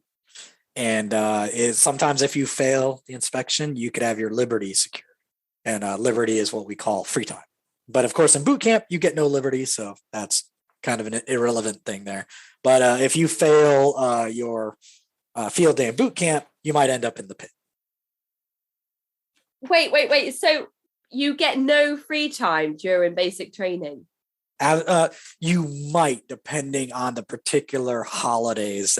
So I went in May. So I was there from May, June, and July. I graduated in August. The 4th of July, of course. Yeah. Yeah. So there was 4th of July. They had some fireworks, you know. They basically marched us all out onto the parade deck, had us sit down. They had some fireworks. All right, get up, and marched us back to the barracks. They do give you after you complete the crucible, which we'll get to, you do get Marine Week, and the day before graduation, you get Family Day, where you get a little bit of time to spend with your family before your graduation. So when you talk about Field Day being a weekly event, Oh yeah. The upkeep of your living quarters Mm-hmm. Only happens weekly, or are you inspected daily on how you've made Well, your beds and all of that stuff? Oh yeah, no. If your rack isn't made the day as it's supposed to be, you're gonna get probably put in the pit, or Okay. or if they don't send you out to the pit, you're gonna go to the quarter deck. And the quarter deck for Navy and the Marine Corps, because again, the well, I don't think I ever said this before. The Marine Corps is part of the Navy, so we have a lot of naval traditions. Okay. So the quarter deck is the part of a ship that people get on and off, and it's kind of ceremonial, right? So the quarter deck in boot camp is where they send you to get basically smoked. So like I told you how they tell you, push, jump, all that stuff in the pit. They'll make you do that on the quarter deck. Right. So okay. So pit and quarter deck are like two things you don't want to hear in terms of like physical stress on your body. Yeah, because they're going to basically PT you, physically train you. The pit's the worst just because the sand. It's terrible. Quarter decking is pretty much the same as the pit. You just don't have the sand and it's indoors. But you're going to be, running, jumping, all that good stuff. But for field day, we move all the racks to the center aisle, get what we call scuzz brushes, or stiff bristled brushes with like no handles, and we would actually have to clean the floor by like duck walking and like scrubbing the floor. And we'd have to like clean the baseboards, make sure there's no dust on them, make sure basically no horizontal surfaces had any dust on them. Wow. Make sure all the racks were made and tight, because you can make a rack and it'll be loose and you'll still fail. You need to have a tight rack. You need to make sure that your foot locker is locked up. You need to make sure that your rifle is locked up. You need to make sure that we have to clean the head, which is the bathroom. You can't make sure that there's no hairs left anywhere. Make sure that there's like no mold growing or anything like that. I mean, clean everything. Essentially, everything better be able to be eaten off. Wow. In some situations, it sounds ideal because I love my house to be like that with 2 kids under 2. But at the same time, I feel like those are impossible expectations unless you're in an environment that nurtures that kind of mentality. I mean, it's one of those things. It's annoying at the time, but you got to remember you've got 60 recruits all working to clean this squad base. So, I mean, many hands makes the work light, but you have to do it every week, and you have to make sure that, you don't miss anything. You don't leave a dust bunny over here. You don't do, because if you fail your inspection, you can bet the drill instructors are probably going to, something's going to happen. I feel like that is it's a really dangerous way to awaken somebody's OCD as well. I've known a few Marines who once they hit the fleet, it was just like, dude, what is up with your room? It was just like, some of them I was like, are you a germaphobe? You have like nothing in here. So, but yeah, no, it was definitely a trip learning about field day. And that goes all the way into the Fleet Marines too. So you're going to be doing that for your entire enlistment. And with your racks as well, are you inspected in the morning on a daily basis after you've woken up and got dressed and put on your uniform? Is your uniform inspected? Are your like beds or cots then inspected as well? I'm just drawing off of different sources of media that I've seen in terms of a typical morning would essentially be you get lights. Essentially all the lights turn on, you hear people, and I forgot to tell you, part of that you might get sleep is we have what's called fire watch posted. There's always going to be 2 recruits who are up, and it's like 2-hour rotation, so you do 2 hours, wake the next recruit up. Wait. So On some nights you're given duty and you're not even allowed to get a full night's sleep. Yep. Oh my goodness. Okay. Yeah. So in the morning, the fire watches, usually right around 5 a.m. They hit the lights. They start, banging the trash can, lights, lights, lights, lights. And that's everyone's cue. You got to get up now. Usually at that point, most recruits are, starting to tighten up their racks and get them put together. Within a certain amount of time, they're expected to be on the line.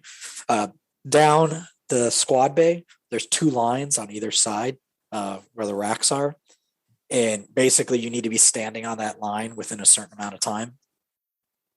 Then the drill instructors will kind of take a look, down the, see if there's any racks that are, jacked up. If they are, of course, they'll do some, instant corrective measures, and then, we'll start getting, dressed to go to morning chow. And the way they get you dressed is, they'll be like, when you first start, grab your trousers right now, and they'll start counting down 10, 9, 8, 7, 6, 5, 4, 3, 2, and you got to be back on the line holding your trousers out in front of you. They'll be like, put my trousers on right now, 10, 9, 8, 7, 6, 5, 4, 3, 2, and you got to quickly put your trousers on, and they'll be like, not fast enough, take them off, put my trousers back on, 5, 4, 5, 4, 3, 2, 1, and it's all about like trying to do things under pressure, but at the time it just seems like they're messing with you. And then, once they finally had enough of that, grab your blouse right now, next piece, put your blouse on right now, you got to button it up, eventually everyone's dressed and they're like, okay, get outside in formation. And we know that we got to go out there. And even when the platoon leaves our squad bay, 2 recruits are left back for fireworks to watch the weapons. So 2 recruits will take off to the chow hall before the platoon even starts moving. Are these people chosen at random? Or do you sort of take it in turns? No, they're assigned. You'll have early chow, what's called early chow and late chow. So the early chow recruits will, the second, they say get in formation for chow, the early chow will just start running to chow hall. So their job is to just eat their chow as quickly as they can. Then they're going to run back while the platoon's going to the chow hall to relieve the late chow recruits, who are then going to run to the chow hall and try and catch up. By the time the platoon is back to the squad bay, late chow should be like catching up. Do you remember specifically your late chow duties? I actually didn't get put on late chow until about midway through. One of our recruits got sick and he had to go to MRP, medical recovery platoon. So that's another way you can get dropped, is if you get like injured or sick. So then that's when I got put on late chow. So our duties were, while we were there, ensure that no one stole a rifle, make sure that no one entered the squad bay who wasn't authorized to be in the squad bay. Any drill instructor that arrived, we were to report our post to him. Essentially, we'd have to run up, good morning, sir, recruit so-and-so reporting, everything all clear, blah, blah, blah, so many rifles, locked, so many, foot lockers locked, et cetera, et cetera. And then, of course, they'd probably tell you, good, get out of my face, go back to waiting for early chow or the platoon to show up. And then once early chow relieved us, we'd start running, just gobble down our food as fast as we could, and then run back. And was there ever an incident that you remember where anybody's rifle did go missing or anything was used in a way that it shouldn't have been? No, because they're on you like hawks. Right. It would be very difficult to actually, steal a rifle, let alone misplace it, because it's basically your new right hand. It goes everywhere you go. So Right. So for anybody that has seen Full Metal Jacket, it kind of is a very accurate depiction in terms of the respect that you are supposed to give this rifle that now belongs to you. yep, pretty much. Grant, there's a lot less getting struck by your drill instructors. Full Metal Jacket definitely has that. But as far as I saw, the only time a drill instructor ever had to like hit a recruit was when the recruit was trying to hit the drill instructor. Wow, right. So they're in self-defense to protect themselves. I'm just looking at. So Full Metal Jacket was released in 1987. I wonder if back in 1980 it would have been more familiar to see a drill instructor be physical with a recruit in that sense. As opposed to kind of you in the early 2000s, maybe. And again, this is just speculation and me only drawing on the information that I've been given through various different media sources. Yep. But also remember, they were portraying back in the 60s during Vietnam. Yes, of course they were. Absolutely. Yep. So even in the 80s to the 60s, there was probably a very, very big difference from the 60s to the 80s and the 80s to the 2000s. And then the 2000s to now the 2020s, very big shifts, I imagine, from every 20 years to the next. It's kind of funny you say that because I recently saw something where it was an article stating how the Marine Corps Command was finally figuring out they need to treat Marines like people. And that headline boggled my mind. I'm like, they're just now figuring this out. We used to always joke that they made our lives miserable so that in combat we'd be more effective fighting. So wow. I've just Googled now, when did the Marines start? And it said that the United States Marine Corps started on the 10th of November, 1775.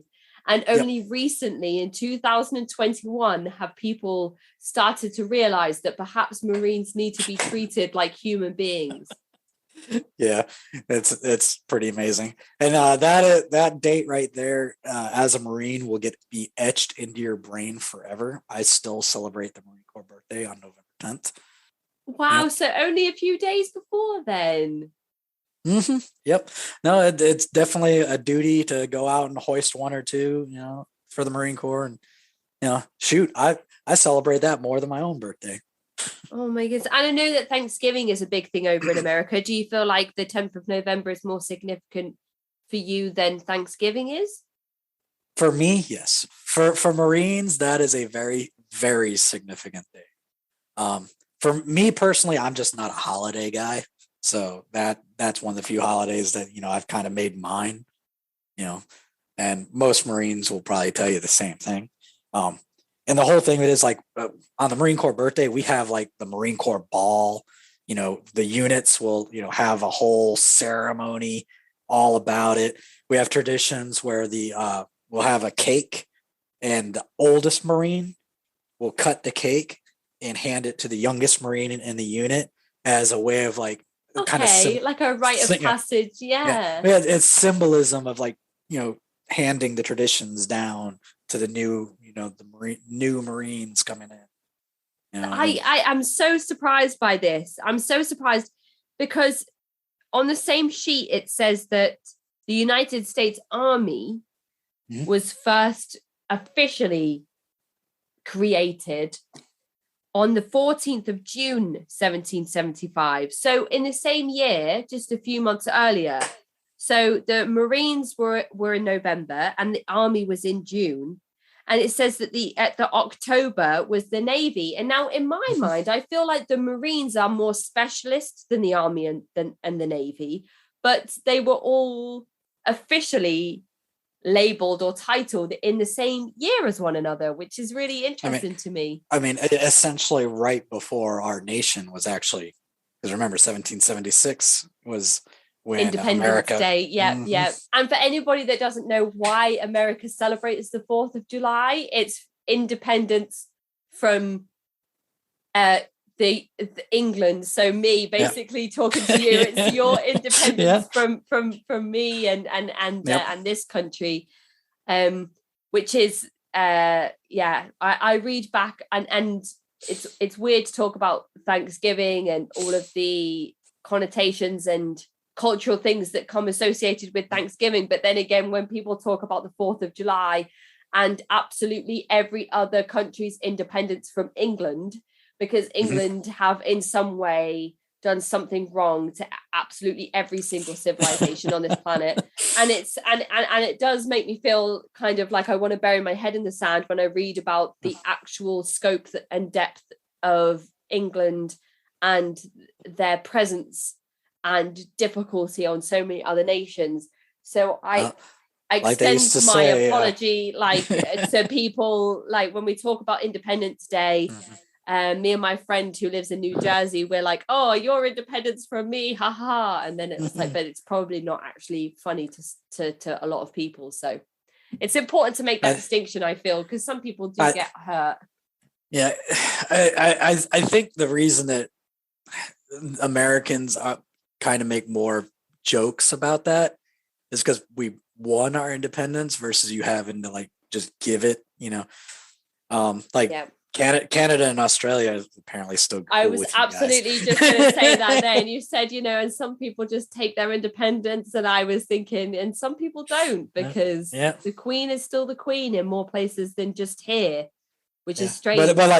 But then you got like other countries like, for example, India and some of the South African countries where it was more of a just your influence pulled back and then they were able to assert their independence. And it was kind of different. I have to go back into history books, but I don't think another country actually battled you and won. I don't know. I have no idea. We're such a small country. I don't know. And again, this is another thing that I need to scratch up on. The empire used to be fairly large. If I remember, they said something about the sun never sets on the British Empire. It used to be. Everybody talks about the Queen, and I look at her and she's so close to 100 and she's so small and she's like very vulnerable, and I know that there will always be another predecessor to the crown, and it's weird because I feel like that's such an archaic system that doesn't really even make sense anymore, and people are always like, what does the Queen even do? And it's just a weird thing. And then there are people like over like in different countries like America who collect plates and cups and weird memorabilia with the Queen's face on it and really revere her as a person. We've talked about how you were expected to wear uniform and wear uniform in a certain way. So there are restrictions on your clothing, and you've talked about how there are restrictions on your leisure time. And even if you are awarded leisure time, there is a chance that that could be taken over by the pit or the quarterdeck, depending on whether you were going to be inside or outside. So when you talked about going off to meal times and eating your food really fast and then getting back to whatever task you were supposed to be doing, like, are your diets restricted in any way? Are you given like rationed portions, or are meal times just the same, or there's loads to go around, or what does that look like for the average recruit in boot camp? Assuming that you're not like a fat body or, a stick, you're not given all the food you want, but you're given a decent amount. I actually ended up getting overfed from what I used to eat before, because I almost never ate. Like, I never ate breakfast. I would get like a small lunch and then eat dinner. And then all of a sudden I'm getting 3 squares a day at boot camp. So I actually went from 118 pounds to 135. So I ballooned. And when you say fat body or stick, are those two phrases that you use, or are they ones that are used universally in the Marines? The stick is more me, but fat body is basically anyone who's, fat. There are height weight standards. So for a certain height, you can't be above a certain weight. And they would put you on restricted rations. Okay. And make you do additional physical training to, try and burn that off. And then if you were underweight, there were a few recruits, they would be given double rats. And you would be told that you need to finish your meals. Yeah. Right. Yeah. For me, I was at that time the low end, but not considered like a double rat. So I just had normal meals, but I actually ended up intaking a whole lot more food than I used to. Right. And then was your diet changed from there because you'd put on more weight, or were you then kind of seen as somebody at a healthy weight at that time? Around graduation, I was considered a healthy weight. This is where you're supposed to be. Wow. Okay. And what about restrictions around relationships? I know you've spoken about the women being sort of in a different place than you were, but what about people of same-sex attraction? Was there any restrictions around relationships in that sense? Oh, absolutely. If it so happened that two male recruits were found together, that would have repercussions. It was any type of sexual activity during boot camp. It was verboten. Absolutely not. And what types of repercussions would be normal for any type of relationship happening? Things like that could, granted, you are a Marine, but you're still subject to the Uniform Code of Military Justice. And seeing as you've been told and ordered, you are not to have any sexual activity during this time frame. So you could end up getting, non-judicial punishment. If it's really bad, you could end up being, court-martialed for, failure to follow, orders and stuff like that. The likelihood of it getting to a court-martial is slim to none. Non-judicial punishment, a good possibility. One of the recruits at this time being dropped to another platoon, very likely. So separating those that have been involved with one another. Right. Do you feel like the court-martial stuff may be more for people that have acted without the consent of the other party? Oh, absolutely. If it turned out to be a sexual assault case, that's a crime, and they will absolutely just burn you for it. Have you known any of that to happen whilst you were a part of the Marines? We did have one guy. It wasn't necessarily a sexual assault, but unfortunately, it was a very unfortunate instance when I was in the Marine Corps. When I was in Okinawa, the legal age in Okinawa is to drink and everything is 18, right? Right. So there was a Marine. He was out in town, and a dependent, which is like someone who's like, a daughter, wife, or someone who is dependent on the service member.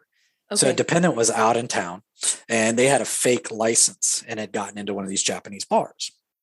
And, the Marine at the time, they got together, and it turned out this dependent was underage. But of course, why would he? It was an 18 or over bar, how did she get in? She had a fake license. Well, it's still technically statutory, and he ended up going to the brig. That's a difficult one, isn't it? Mm-hmm. We see that in the media a lot with celebrities and certain personalities. And of course, how would he have known if she had a license to enter the premises in the first place? Yep. And it's just one of those things, like they still tell you, it may sound stupid, but ask to see the license, Mm-hmm. Because unfortunately he took it at face value. She was in there, but it's still his responsibility. At least at that point, if he'd asked to see it, she showed it to him. He's like, she gave me a license and it said it, at that point it's, Mm-hmm. But he couldn't. Even then, depending on who it is in charge and stuff, that, because I believe that particular statute, it doesn't matter the context of how it happened. It's just that it happened. And when you were going through your boot camp and basic training, I know you talked about the one guy who was in your peer group who was recycled into the next group of people going through boot camp.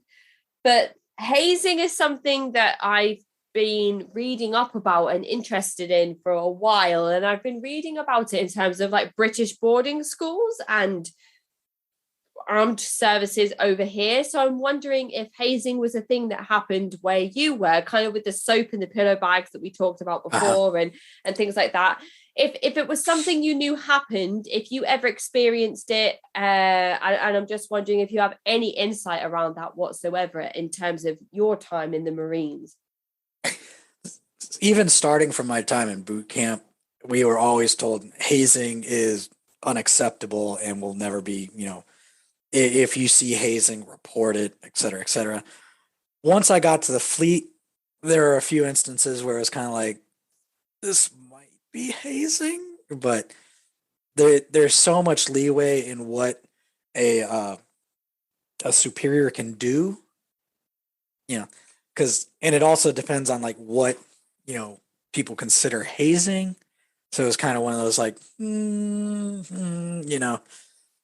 personally, I never was hazed directly, but I think I wouldn't consider it hazing myself, but it was kind of messed up. We had this one guy who was gotten popped for underage drinking, and they basically kind of had him just standing at attention outside for a couple hours while they were like trying to figure out what to do with him. I mean, it was technically a legal order, stand at attention right here, but it was for quite a while. So it's like,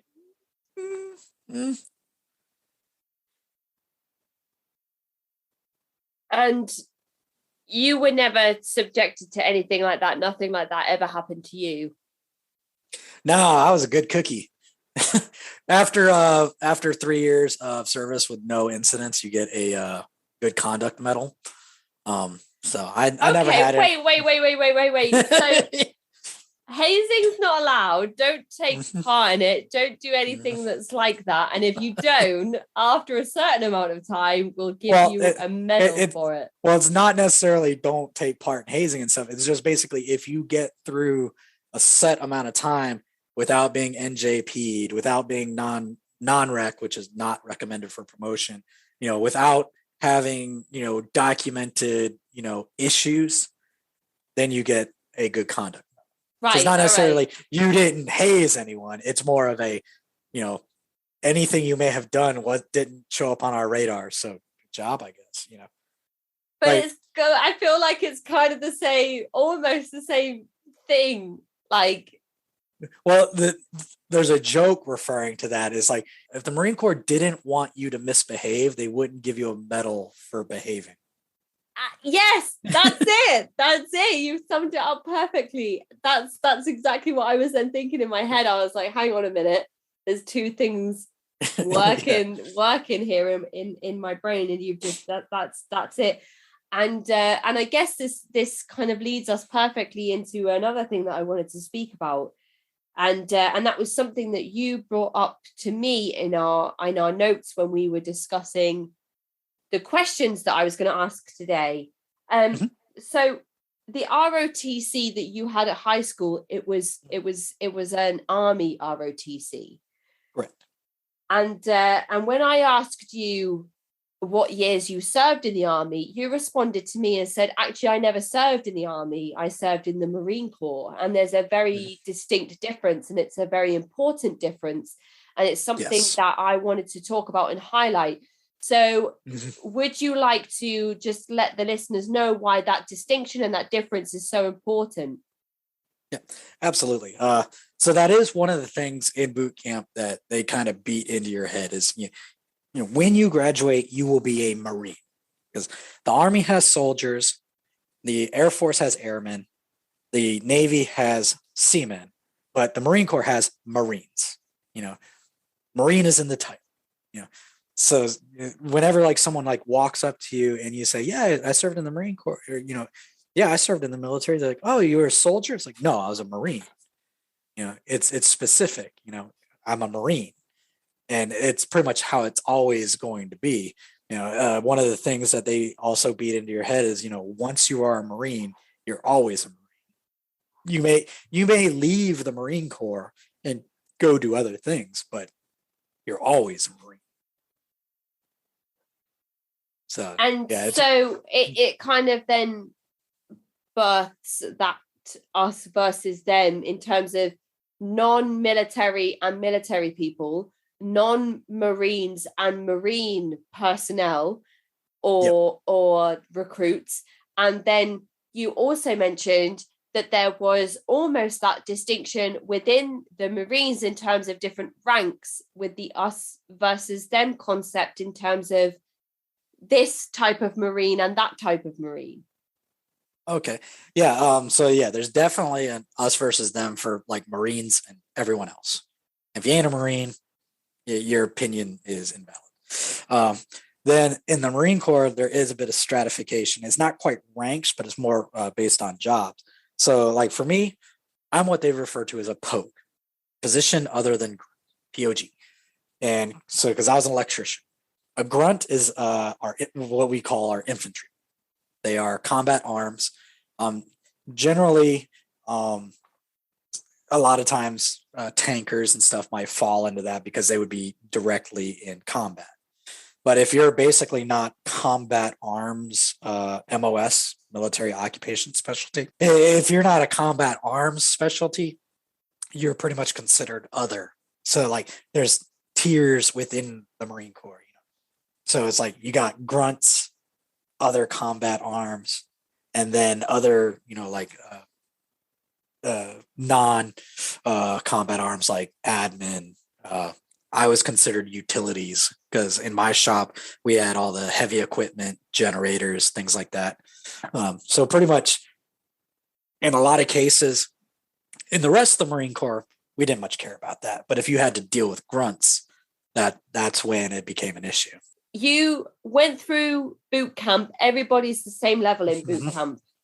Right. And once you... Oh, hang on a minute. How does your... Wait. So you go through boot camp. How does your ROTC stuff play into this? Do you go into basic training private first class instead of private? Nope. You're recruits. You're a recruit until you graduate. All right. Once I graduated, I got to be a private first class. Whereas someone who may not have gone through ROTC would be a private. Just like, it's like so much. So you're kind of wondering where the grunts and everyone else kind of split off. Okay. Yes. Okay. So essentially, once you complete your boot camp, you're going to go to one of two places. If you're a grunt, you're going to the School of Infantry. If you're anything else than a grunt, you're going to Marine Combat Training. So in School of Infantry, that's where they teach them all the like high speed, low drag, shoot, kill, how to move in, squad formation, how to integrate into platoons, how to, shoot and fire, call for fire, all that cool stuff. In Marine Combat Training, you get like School of Infantry Light. You're going to shoot a bunch of different weapon systems so you're familiar with them. Okay. You're going to learn a little bit about land navigation and how to navigate around the area. But you're only going to be doing this for like a couple, like 2 or 3 weeks, whereas School of Infantry is like months. And then once you leave MCT, then you go to your job school. So for me, I went from Parris Island, South Carolina to MCT, Camp Geiger in Jacksonville, North Carolina, to Courthouse Bay, North Carolina. Oh my goodness. Okay. Yeah. But all the School of Infantry guys, they go straight to the Camp Geiger and they stay there until they're done. And then they get sent out to whatever grunt unit they go to. Lots of moving around, lots of different things to experience. Is it just normal for you at that point to just be in a constant state of transition? Pretty much. Yeah. It was hard to say because in boot camp, even though you kind of knew what was coming up, you were still doing a lot of stuff. It was coming at you pretty fast. So once you get orders and they tell you where to go, you're like, okay, well, I've already done it once going to boot camp. What's going somewhere new, no big whoop. So, show up Camp Geiger, do whatever they needed. Then I went to Courthouse Bay to learn how to operate generators.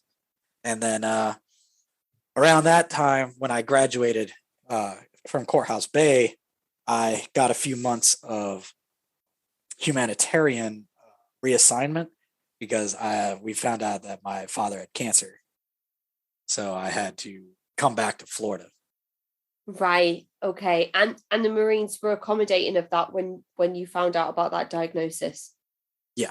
Okay. I found out during my leave because I was supposed to go to Okinawa at that time, but then I found out that he was, found out, like, I already knew he was sick and they'd already taken steps and thought he was getting better.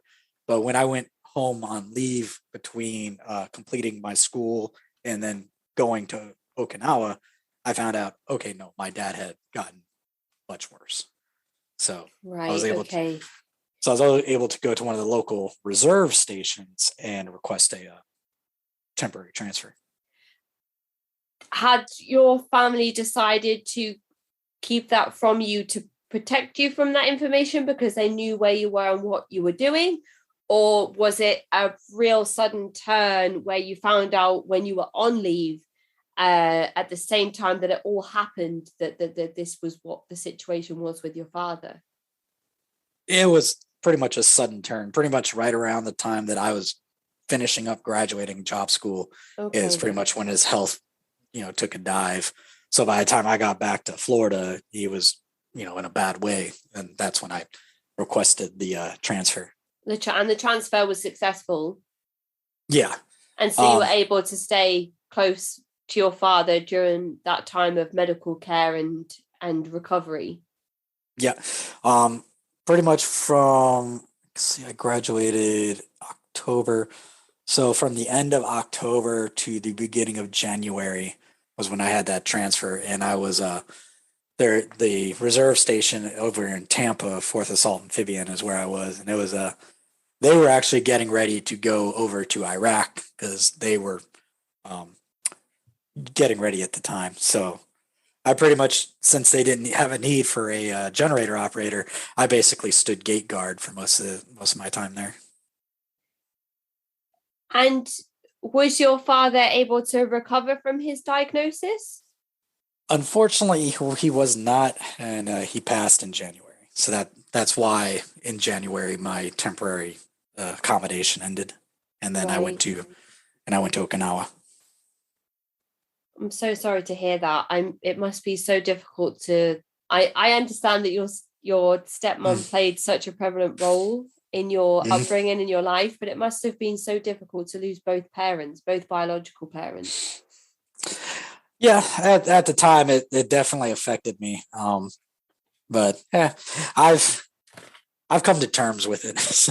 I mean, unfortunately, as bad as it is to say, when I saw how bad he had gotten, and in the months that I was there on the transfer, when he finally passed, it was kind of more of a blessing. Yeah, and I don't think that's an uncommon thing to hear. I often think that that's quite a humane thing to hear from somebody that has experienced the deterioration of a family member that can happen when they have that type of illness so quickly. And when you have the love and support of your family around you, I feel like that makes a huge difference, and often people speak about the ability to be able to have final conversations with their loved one before they pass, as opposed to having a sudden death in the family where you weren't able to have those conversations and make your final wishes known and to express how you think and feel about somebody before all of those things happen. And I can't imagine it gets any easier. I've only ever experienced sudden deaths in the family, but I know that your father with his father must have been proud of you being a member of the armed forces and to know that you were kind of on your way to fulfilling the career path that you had chosen. But it's absolutely. Yeah. Were you able to have those candid conversations with your father before he passed away?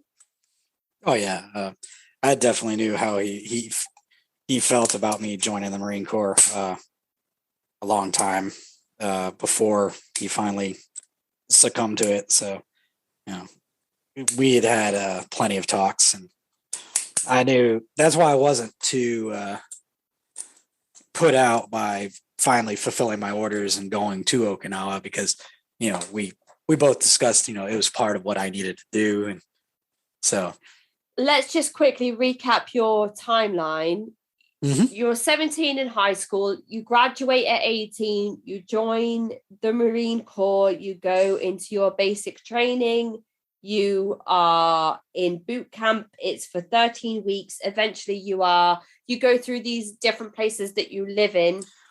I do want to kind of go back, because one thing I didn't really go over about boot camp is how much Marine Corps history you get. Right. Okay. So you are 17 in school, you graduate at 18, you go into basic training. It's for 13 weeks. During this training, you go through all these different things. You go through the field days with your rifle padlocked to your bed. You go through all of these different things of understanding how people dress and what their uniform means, and the different chevrons and all of that stuff. And how to greet them, how to take orders. You learn, like I said, the history of the Marine Corps, starting from what you said earlier. We were born November 10th, 1775 in Tun Tavern, Pennsylvania. Our first commandant was Samuel Nichols, and he raised the first regiment of Marines. Our first female Marine was Opha May Johnson. You learn about Chesty Puller in the Chosin Reservoir. You learn about Dan Daly. You learn about John Basilone in Guadalcanal. I mean, you learn about all of our famous battles, from Tarawa to Guadalcanal to Okinawa, Belleau Wood, where we suppose, a lot of people debate this, but ask any Marine, and that's where we earned our nickname Teufelhunden from the Germans, meaning devil dog, and Belleau Wood. So you get all of that information, just pounded into you every day, and they always give you little ditties on how to learn this stuff. Like they'll ask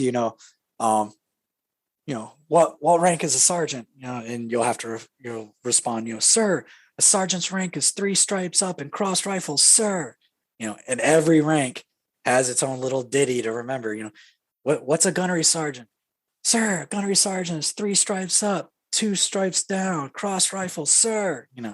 And you add all that together, and that really kind of brings out the mindset of a Marine, because you learn so much about the history and everything that it's really hard to explain the amount of history we get just on our branch. Wow, that's incredible that you're able to just reel off all of those facts that you've given us. And I find it so interesting that there is a specific date that is celebrated for the first woman joining the Marines. I find that like a really interesting tidbit of information that they would focus on in your boot camp training. Oh yeah, we learn about all sorts of things. Like the first Marine Corps aviator was Alfred A. Cunningham. So we know that the first pilot for the Marine Corps, the first female for the Marine Corps. Let's see. And it has been a long time since I've had to recite this stuff, so I am going from memory. But you mentioned as well that there was Marine Week and Family Day that was included in some of your leisure time when you were in your boot camp training. So was Family Day something that your father was able to come along to? Unfortunately, no, because he was finishing up his first round of treatments, so he wasn't able to. But my mother, my grandmother, and my grandfather, the one who had served in the Signal Corps, they were all there for my graduation. So that was pretty significant then for you and your family members, for them to all be a part of you graduating at your boot camp. Oh yeah, no, it was definitely great that they were able to make it. I know there were some, now that they had graduated, Marines, who didn't have families show up, and I saw how it affected them. So I was kind of glad that I wasn't in that position. But one thing I did want to touch on about boot camp before we kind of go away from that is the Crucible. Yes, that was the next thing I was going to ask. That's one of the things like not scribbled off on my page, Crucible underlined, because you said something we'll talk about more later on. And I was like, okay, I'll make a note of that. So yeah, the Crucible. Right. So in your final weeks of the boot camp, you're going to go through the Crucible. It's a 3-day exercise that's basically a culmination of all your training so far. So it starts off on the first day. You're going to do a 10-kilometer hike, and you're going to be doing what these stations are called: core value stations and warrior stations. So the core value stations is basically, they're going to have like a citation of a famous Marine or battle or something that happened in Marine Corps history. And your drill instructors are basically going to give you a period of instruction of what happened, at such and such battle, or what this Marine did to earn their citations. At the warrior stations, you're going to be doing these exercises. Like, you'll have like these piles of tires that represent the 2 riverbanks, and you've got to get these cans of ammo. I mean, they're cans filled with sand, but cans of ammo across this riverbank using these equipment that's here. And you got to work as a team to try and solve these puzzles. But you're doing this all in full armor. You're carrying your rifle. You can't lose your rifle. You got to keep your flak jacket on. You got to keep all your gear on. And so basically you're carrying everything, but also have to get this other stuff over or under or around these obstacles somehow. And then you basically are doing this for 3 days with minimal sleep. That you might maybe catch an hour or so of sleep each night, because they're going to have night exercises. They've got like the live fire course, where you're basically low crawling through the mud and under barbed wire.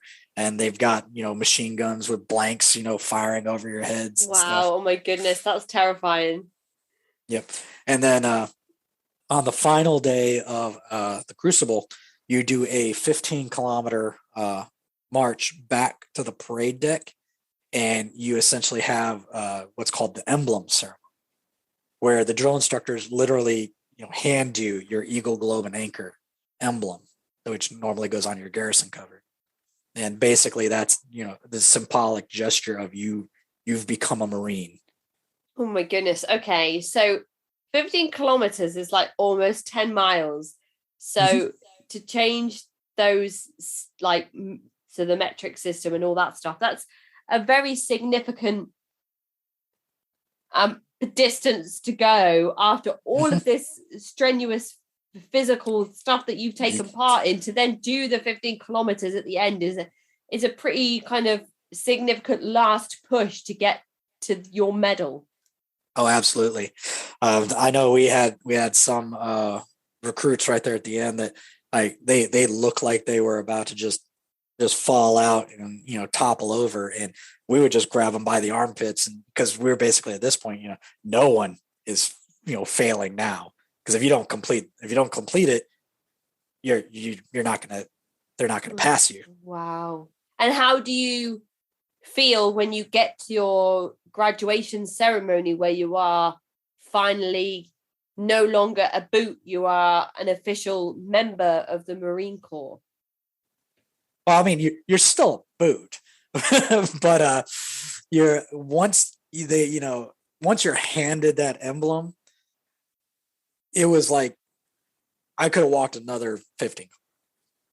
I felt amazing. It was one of the greatest days of my life. It's so interesting that you've said that, because with the troubled teen industry that I cover so much on the podcast, there are so many episodes where people talk about their institutionalized abuse that they experience in these wilderness camps and therapeutic boarding schools, that I say in inverted commas and air quotes, that at their graduation ceremony, when their families are there and they're surrounded by loved ones and people that they haven't been able to speak to or see during these entire programs, and after all these difficult things that they've been through, the graduation ceremonies that they're almost euphoric experiences for people. So they go away feeling like the last 2 or 3 years of their lives have been positive experiences. And it's only in the aftermath of coming out of those that they realize that the experiences that they had during their time there were actually pretty traumatic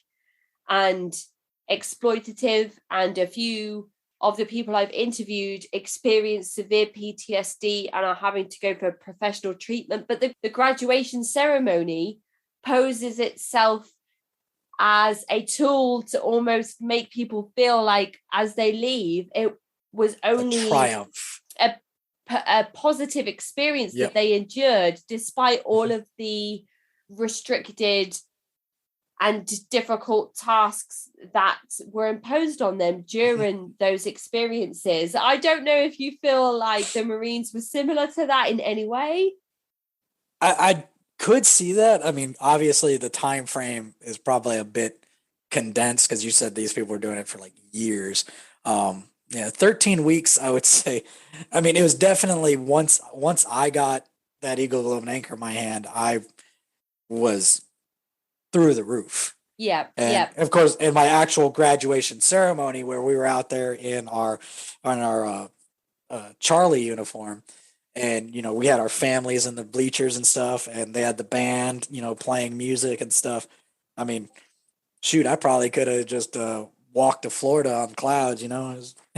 What is a Charlie uniform? Charlie uniform is, I don't know if you've seen a Marine Corps uniform. It's the green pants with the tan shirt and the green cover. Look up, not dress Charlies, service, U.S. Marine Corps service Charlies. We refer to them as Chucks. It'll be a short sleeve tan shirt, long green trousers, black shoes.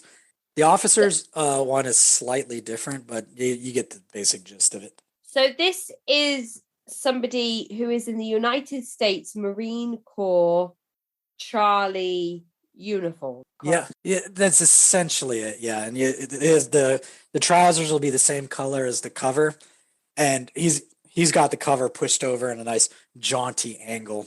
This guy. Yep, that is actually those are dress deltas, because you see how he's got the blues. Wow. Trousers. Oh my goodness. It's amazing that I can show you this picture and you automatically know in just a few split seconds, like the difference between his rank and a different rank and the rank that we're talking about. Okay, this is a generic one with. Yep, those are Chucks. Right. Okay. So these are Chucks. So you're wearing these are Chucks. Charlie is Chucks. So I can make that association. Yep. Without asking you question. Chuck is basically your standard, like, if we're not wearing the camouflage utility uniform, which is the camouflage, obviously, because that's in the name. Though that's like our next step up for a work. Right, okay. And this mad, like, looking badge at the top here, is that standard for you in your Chuck uniform, or is that pretty specialized because it has all that what we refer to fruit salad above the pocket, those are ribbons, those are citations that Marine would have right. And this guy, he's a sergeant major. Just look at is like that a pretty significant one there? I feel like that's a lot. Yep. And I can tell you that the wings up at the top means he's a pilot of some sort. And the badges from the bottom are marksmanship badges for rifle and pistol. Wow. It's amazing that you can just tell me that off the... What? Oh, wait. Here's a guy with what did you call them above the pocket? Oh, we fruit salad. It's just a general term for all the ribbons and stuff. So I just had a picture of somebody with so much fruit salad. it's Yeah, yeah. When amazing. when you get to the higher ranks, like sergeant major and whatnot, you're generally going to have a boatload of ribbons, and definitely depending on whether they're wearing chucks or the alphas. Alpha is the coat that you saw, the green coat with the shooting badges. Oh, it says here a chesty stack is another name for the fruit salad generally given to Hmm. Marines who either have a very large stack or a single ribbon. Yeah. Fruit salad, one ribbons and badges as worn on uniform. Hmm. That Yeah. is wow. I had no Yeah. idea that it was like, whoa, look at this guy. He has Yep. loads. Oh my goodness. Hmm. Wow, you've just opened up a whole nother. I don't know if you can see this guy. He's got like a whole chest full of them. Yep.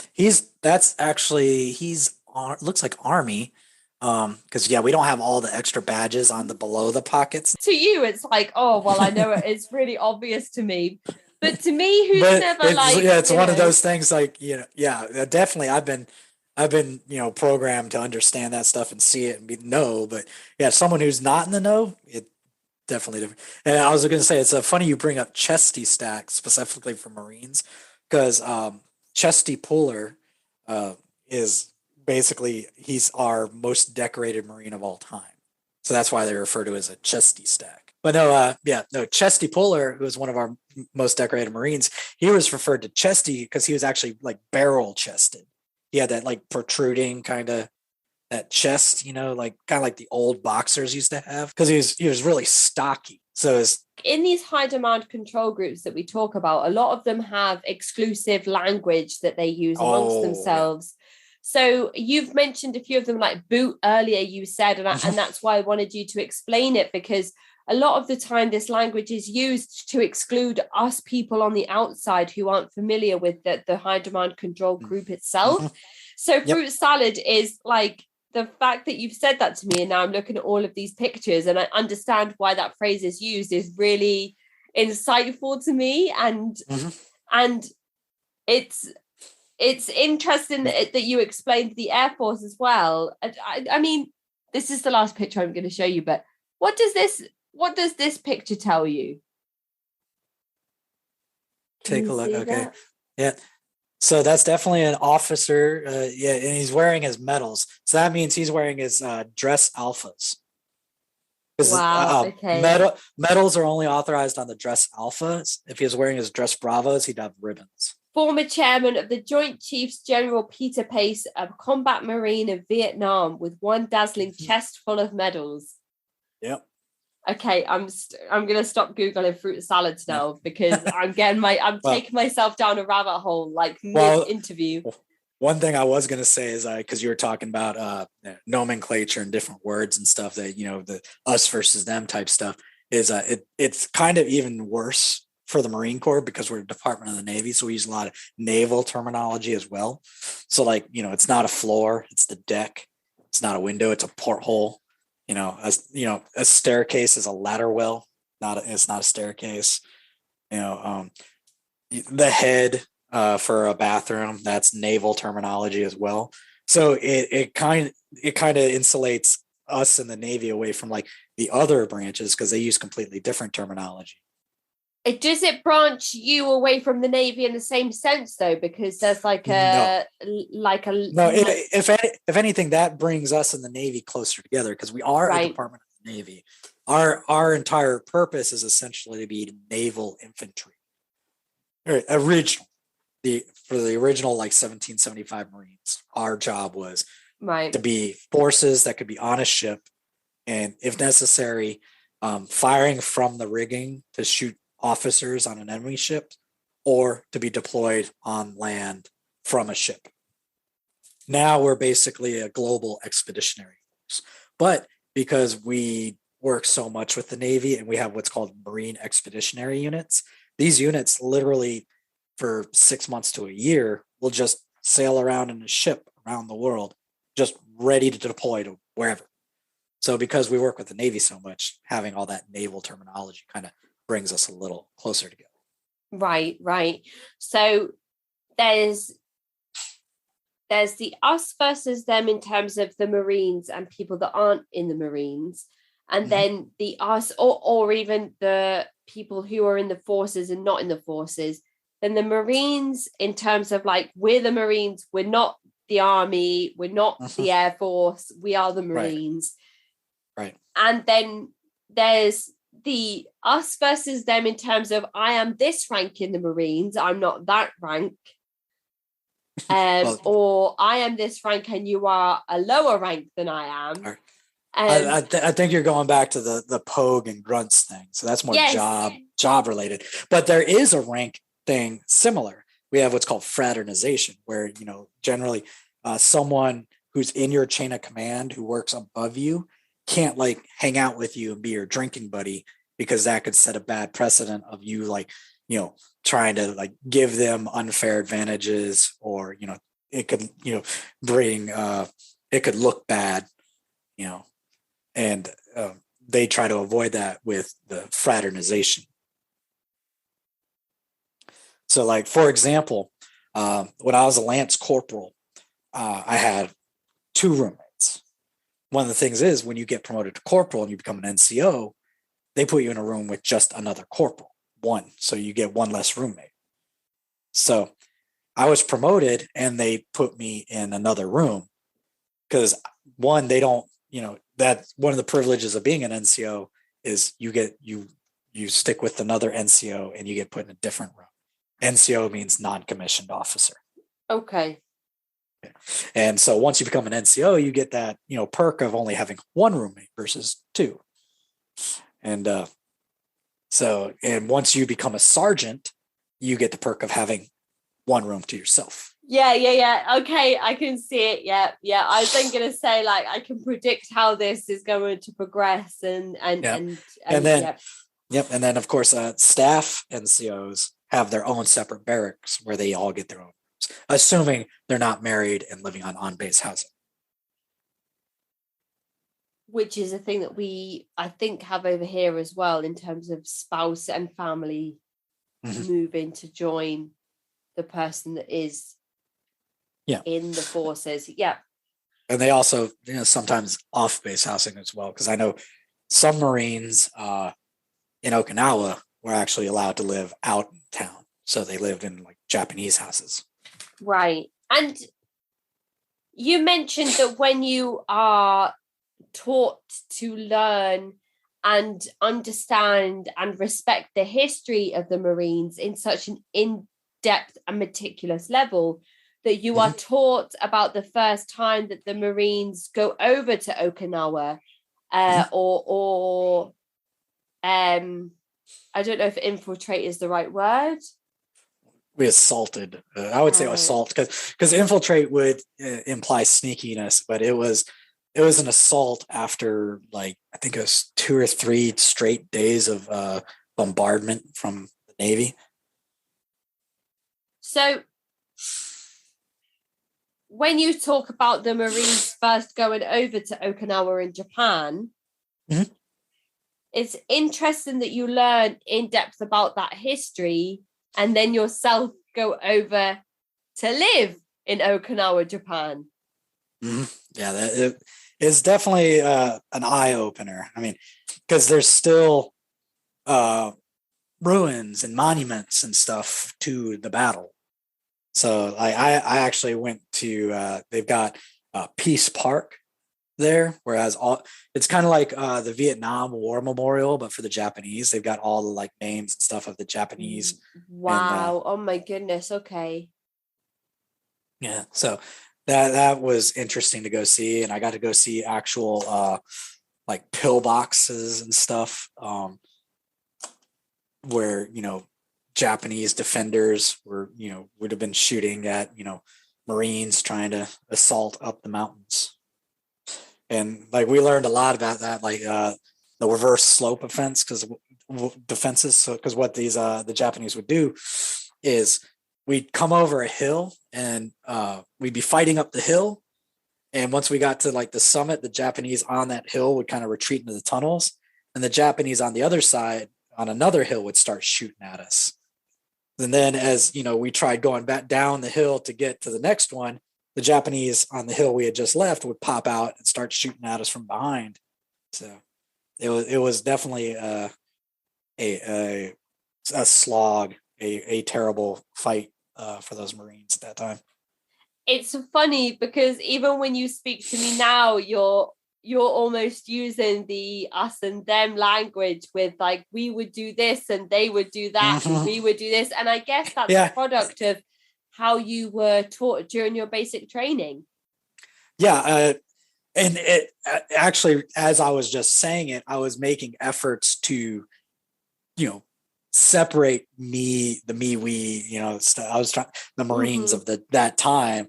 It would have been so, I would have just said, yeah, this is what we did, but I was like, I wasn't there, and I was thinking about it in the terms of consumption. It's hard. Yes. It's like a minefield. It is. And it's the same when I am interviewing people and I'm trying to make sure that I don't say the wrong thing or use the wrong set, which is why I said earlier before, is the Marines or Marine Corps, which is the right terminology to use, because it's very difficult to make sure that you're not wording things in a way that might be misconstrued or in a way that might upset some people.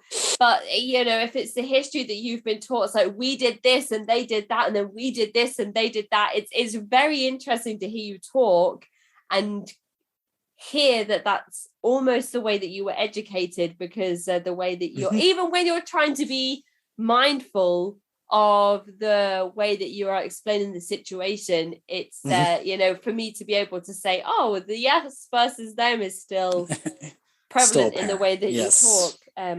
Very much so.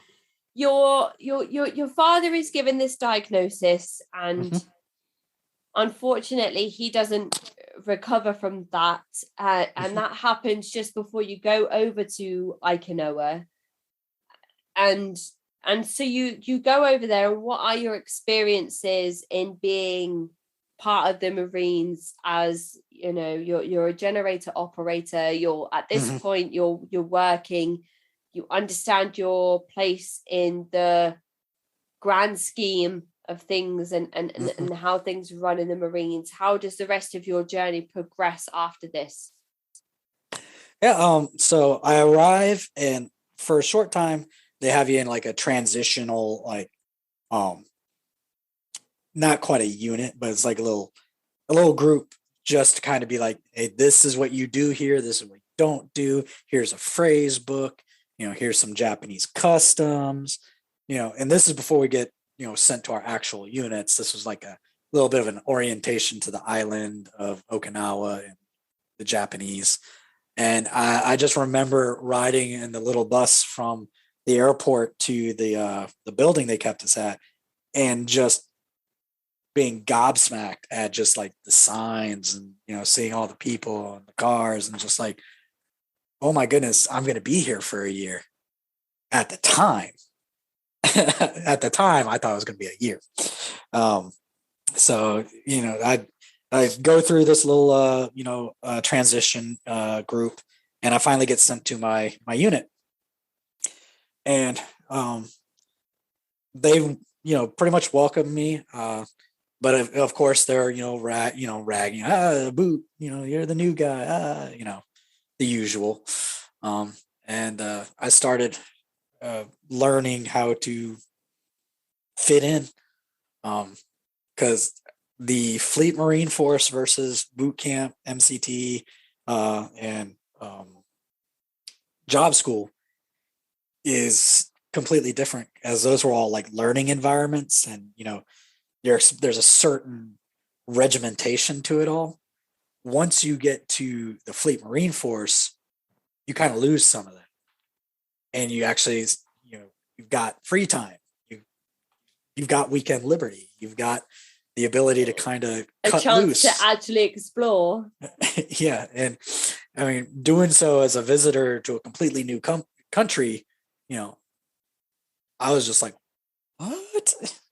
I was not ready for it. Culture shock was in effect. So unfortunately for my first few months, in Okinawa, I stayed on the base because I just had no idea what. I was sheltered. I was like, I didn't want to leave the base because everything was foreign and scary. It wasn't until later that basically who I now refer to as my brother from another mother, showed up to the unit. He eventually, Right. he eventually became my roommate, and like he was my roommate when I was a lance corporal. I got promoted, then he got promoted after me, and we gamed the barracks manager to let us be roommates again. And so like we were roommates for like 3 years. Right. Okay. So you made a very, very good friend during this time. Oh, absolutely. And he's the one who kind of forced me out of my shell, because he's just one of those outgoing, let's go do Right. something, So eventually we started like going out, and like eventually like my worldview completely shifted. Okay. I was like, man, this place is awesome. Yeah. I went from being like, I don't want to be here to like, this is amazing. So like we were going out, hanging out, meeting people, Experiencing the culture and realizing that the similarities between your community and the Japanese community in Okinawa was probably not that different, maybe, after all. Yeah. It definitely depended on where you went, because there was definitely a contingent of Okinawans who were just, Yankee go home. Yeah. So, I mean, unfortunately, there is an issue there, which is kind of completely its own thing. But no, I went out. I was getting used to the place, but it's still all through the lens of Marine Corps. It's like, man, there was a battle here, and this, and eventually I was sent to other not quite training exercises that you talk to some people, they're like, that's not a deployment, so it's training exercises.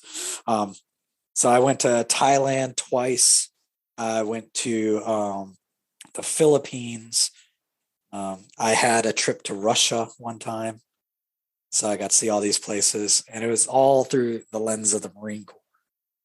So it was, I kind of like, if I went back there as a civilian now, like, how would I see it? And from what you told us at the start of the episode, you were only in the Marines for a number of years. So what happened for you to decide that you no longer wanted to pursue a career in the Marine Corps?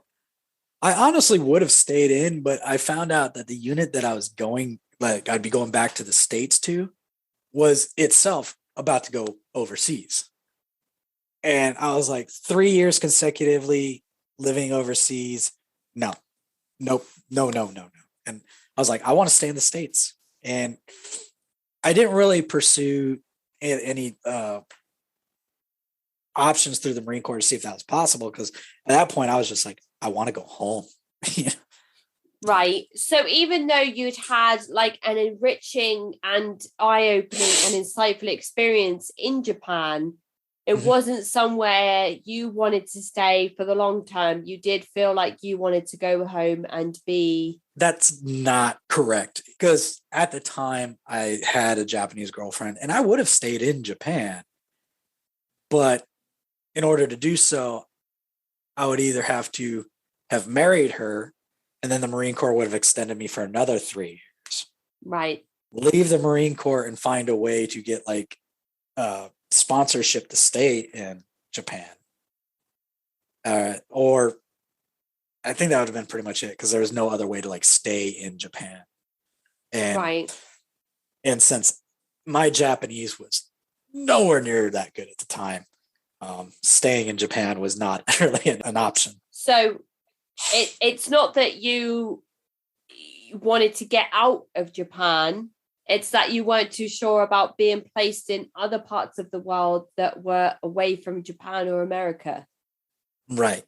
And because from what I understood, that unit was going overseas to a combat deployment. Right. But the thing of it is, for the 3 years that I'd been there, I had been requesting to go as an individual augment. So what individual augment is, they might take one or two Marines from a unit and send them to a unit who are in like a combat deployment who might be missing, a Marine or two to help, boost their numbers. So for 3 years, I had been requesting, let me go. And the first year, they're like, no, you're a boot. You don't know anything. Why would we send you? The second year was, we don't have any electricians to replace you. You have to stay here. Right. And then the third year was, you're our most experienced electrician. We're sending a boot. So you're in the handcuffs at that point. You can't, they basically just said like, we're never going to be able to. Right. Okay. Yeah. And at that point, I was like, they're like, well, the unit you're going to is going overseas. I was like, I requested 3 times. I'm tired. I want to just go back to the States.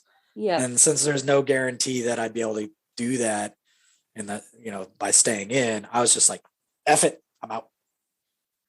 So you join in 2002, you leave in 2006. Your mum, very insightful, very clever by saying to you, you need to get a job in the Marines that is transferable outside of the Marines, and you don't want to go into combat. You want something you can leave the Marines with and use that in the outside communities. So you leave in 2006, and is she right at that point? Is this something you're able to apply to life outside of the Marines? Absolutely not. Well, I don't say. Eventually, for a short time, I did get a job working as an apprentice electrician. Okay. But that was years after I left the Marine. Right. Okay. But once I immediately got out, I didn't get an electrical job. I was kind of aimless, trying to figure out what I wanted to do. I was I bounced around so much.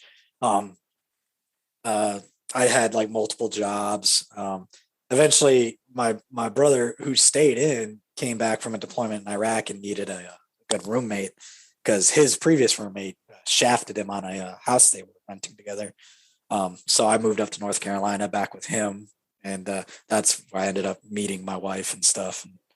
Okay, so when you say brother, this is the guy you met who was your brother from another mother in air quotes. I refer to him as he is my brother essentially, because when we were in the Marine Corps and after I got out, we visited my mom. I visited his family. Right. So he is essentially my brother. So I've got 2 sisters and who are biological, and then him is my brother. Yes, yep, perfect. Okay, so you moved to North Carolina to be closer to your brother, and you meet your now wife from this move to North Carolina. Wow, the stars really aligned with you meeting this guy and moving to be closer to him. Oh yeah, it actually really worked out because at the time he moved up, he got reassigned there, and I moved up to just give him a good roommate, and he ended up working as a combat instructor where he met his wife, who was a naval corpsman, a doc, basically like a combat medic. And right around the time that they got hitched and he was moving out of the house, my wife's apartment essentially blew up and she ended up moving in with me. Wow. So you are in the Marines, and then you leave the Marines and you move up to North Carolina. You are closer to your brother from another mother, and you meet your now wife, and you're classed, once you've left the Marines officially, you're classed as a veteran. Correct. So you're now a veteran, and you are not using your generator operator status or knowledge so much, as opposed to kind of bouncing around and looking for things that fit. But everything falls into place once you go up to North Carolina and decide that this is where you're going to stay. Yep, kind of. I always expected it to be temporary, and that's why I'm back in Florida. I had always told my brother, once things worked for him, I was going to go back, and it did eventually get to the point where I told my wife, hey, I'm going back to Florida. I mean, if you want to come with me, you can, but I'm going back to Florida. And she was like, yeah, I dig it. And we ended up packing everything up and moving back down. Yes. And what is your wife's name? Nikki. And we should give a big shout out and thank you to Nikki, because we always like to say thank you to the allies for being allies to the people that we interview on the show in terms of the experiences that they've been through, and for just being somebody that like loves and supports you and doesn't judge you and doesn't second guess anything and just says, yeah, do you know what? I'll move to Florida with you. It's no big deal. I'm with you. Let's go. It's funny because she didn't know me when I was a Marine, but she's lived in North Carolina near a military base long enough to understand like mindset. And she's like, yeah, I know you're an asshole, but I still love you. So, because, part of the Marine Corps is, having that like aggressive mentality that sometimes, caustic humor where, sometimes our humor is a bit mean and stuff. And, she understands and sees the good in me being, even when I am being a little bit of an a-hole. Something I wanted to ask you to reiterate before I ask you the last question, which is anything you think we've missed before we finish today, is to tell the listeners about the Marines being a cult joke that you said before we hit the record button today. Yeah, it goes back to, because I said something about the Air Force being a corporation. So we always say that the Army and the Navy are branches of the military, and the Air Force is a corporation, but the Marine Corps is a cult. And I've heard that from other branches. They're like, you guys are nuts. And it's like, yeah, I mean, that's kind of make us this way, And what advice do you have for people that have come out of the forces who have been in these high demand control situations and are looking to maybe reacclimate to everyday life or to have a life outside of their chosen military sect that is almost in line with typical everyday life? Well, I don't want to, act like I know everyone who could be out there, but, the only thing you could do is take it one day at a time. If you've got buddies who are in or were in, be sure to reach out to them. You've got pretty much a built-in support network from the military, because of course everyone who is in has gone through everything you have. So it doesn't hurt to reach out to someone, who's already out or who may be getting out, to, speak to them, talk to them. Most Americans will be aware that, we got this 22 a day. There's a statistic that 22 veterans a day, end their lives. And it's just one of those things. Sometimes you just need to reach out. You've got a buddy that you think is having problems, or if you think you're having problems, reach out to your buddies, reach out to someone. Take it a day at a time. And if you can, speak to someone about it. So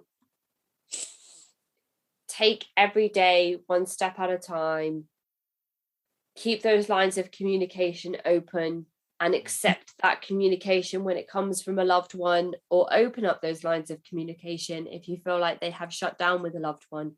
But make sure that you're always in communication with somebody that you trust or feel close to, or close enough to express those feelings to, but never shut yourself off completely from the outside world.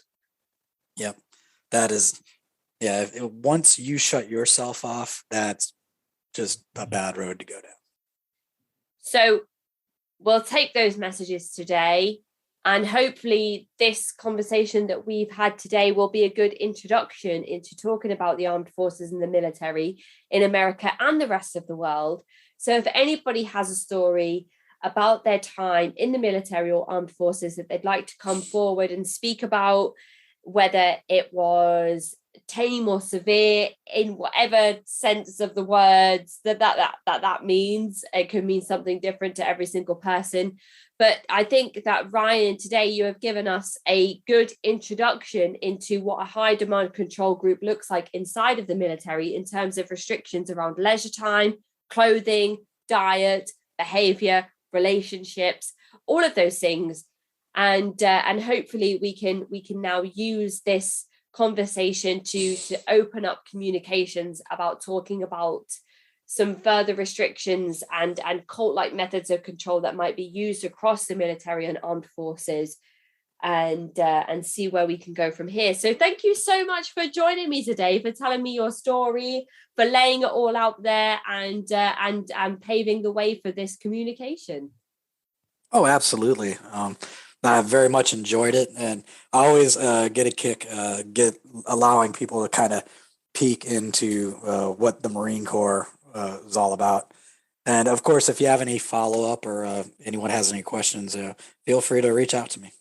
Fantastic. Thank you so much, Ryan. I really appreciate your time today, and I hope that you enjoy the rest of your day. Absolutely. You as well. Thank you so much. Bye, Ryan. Bye.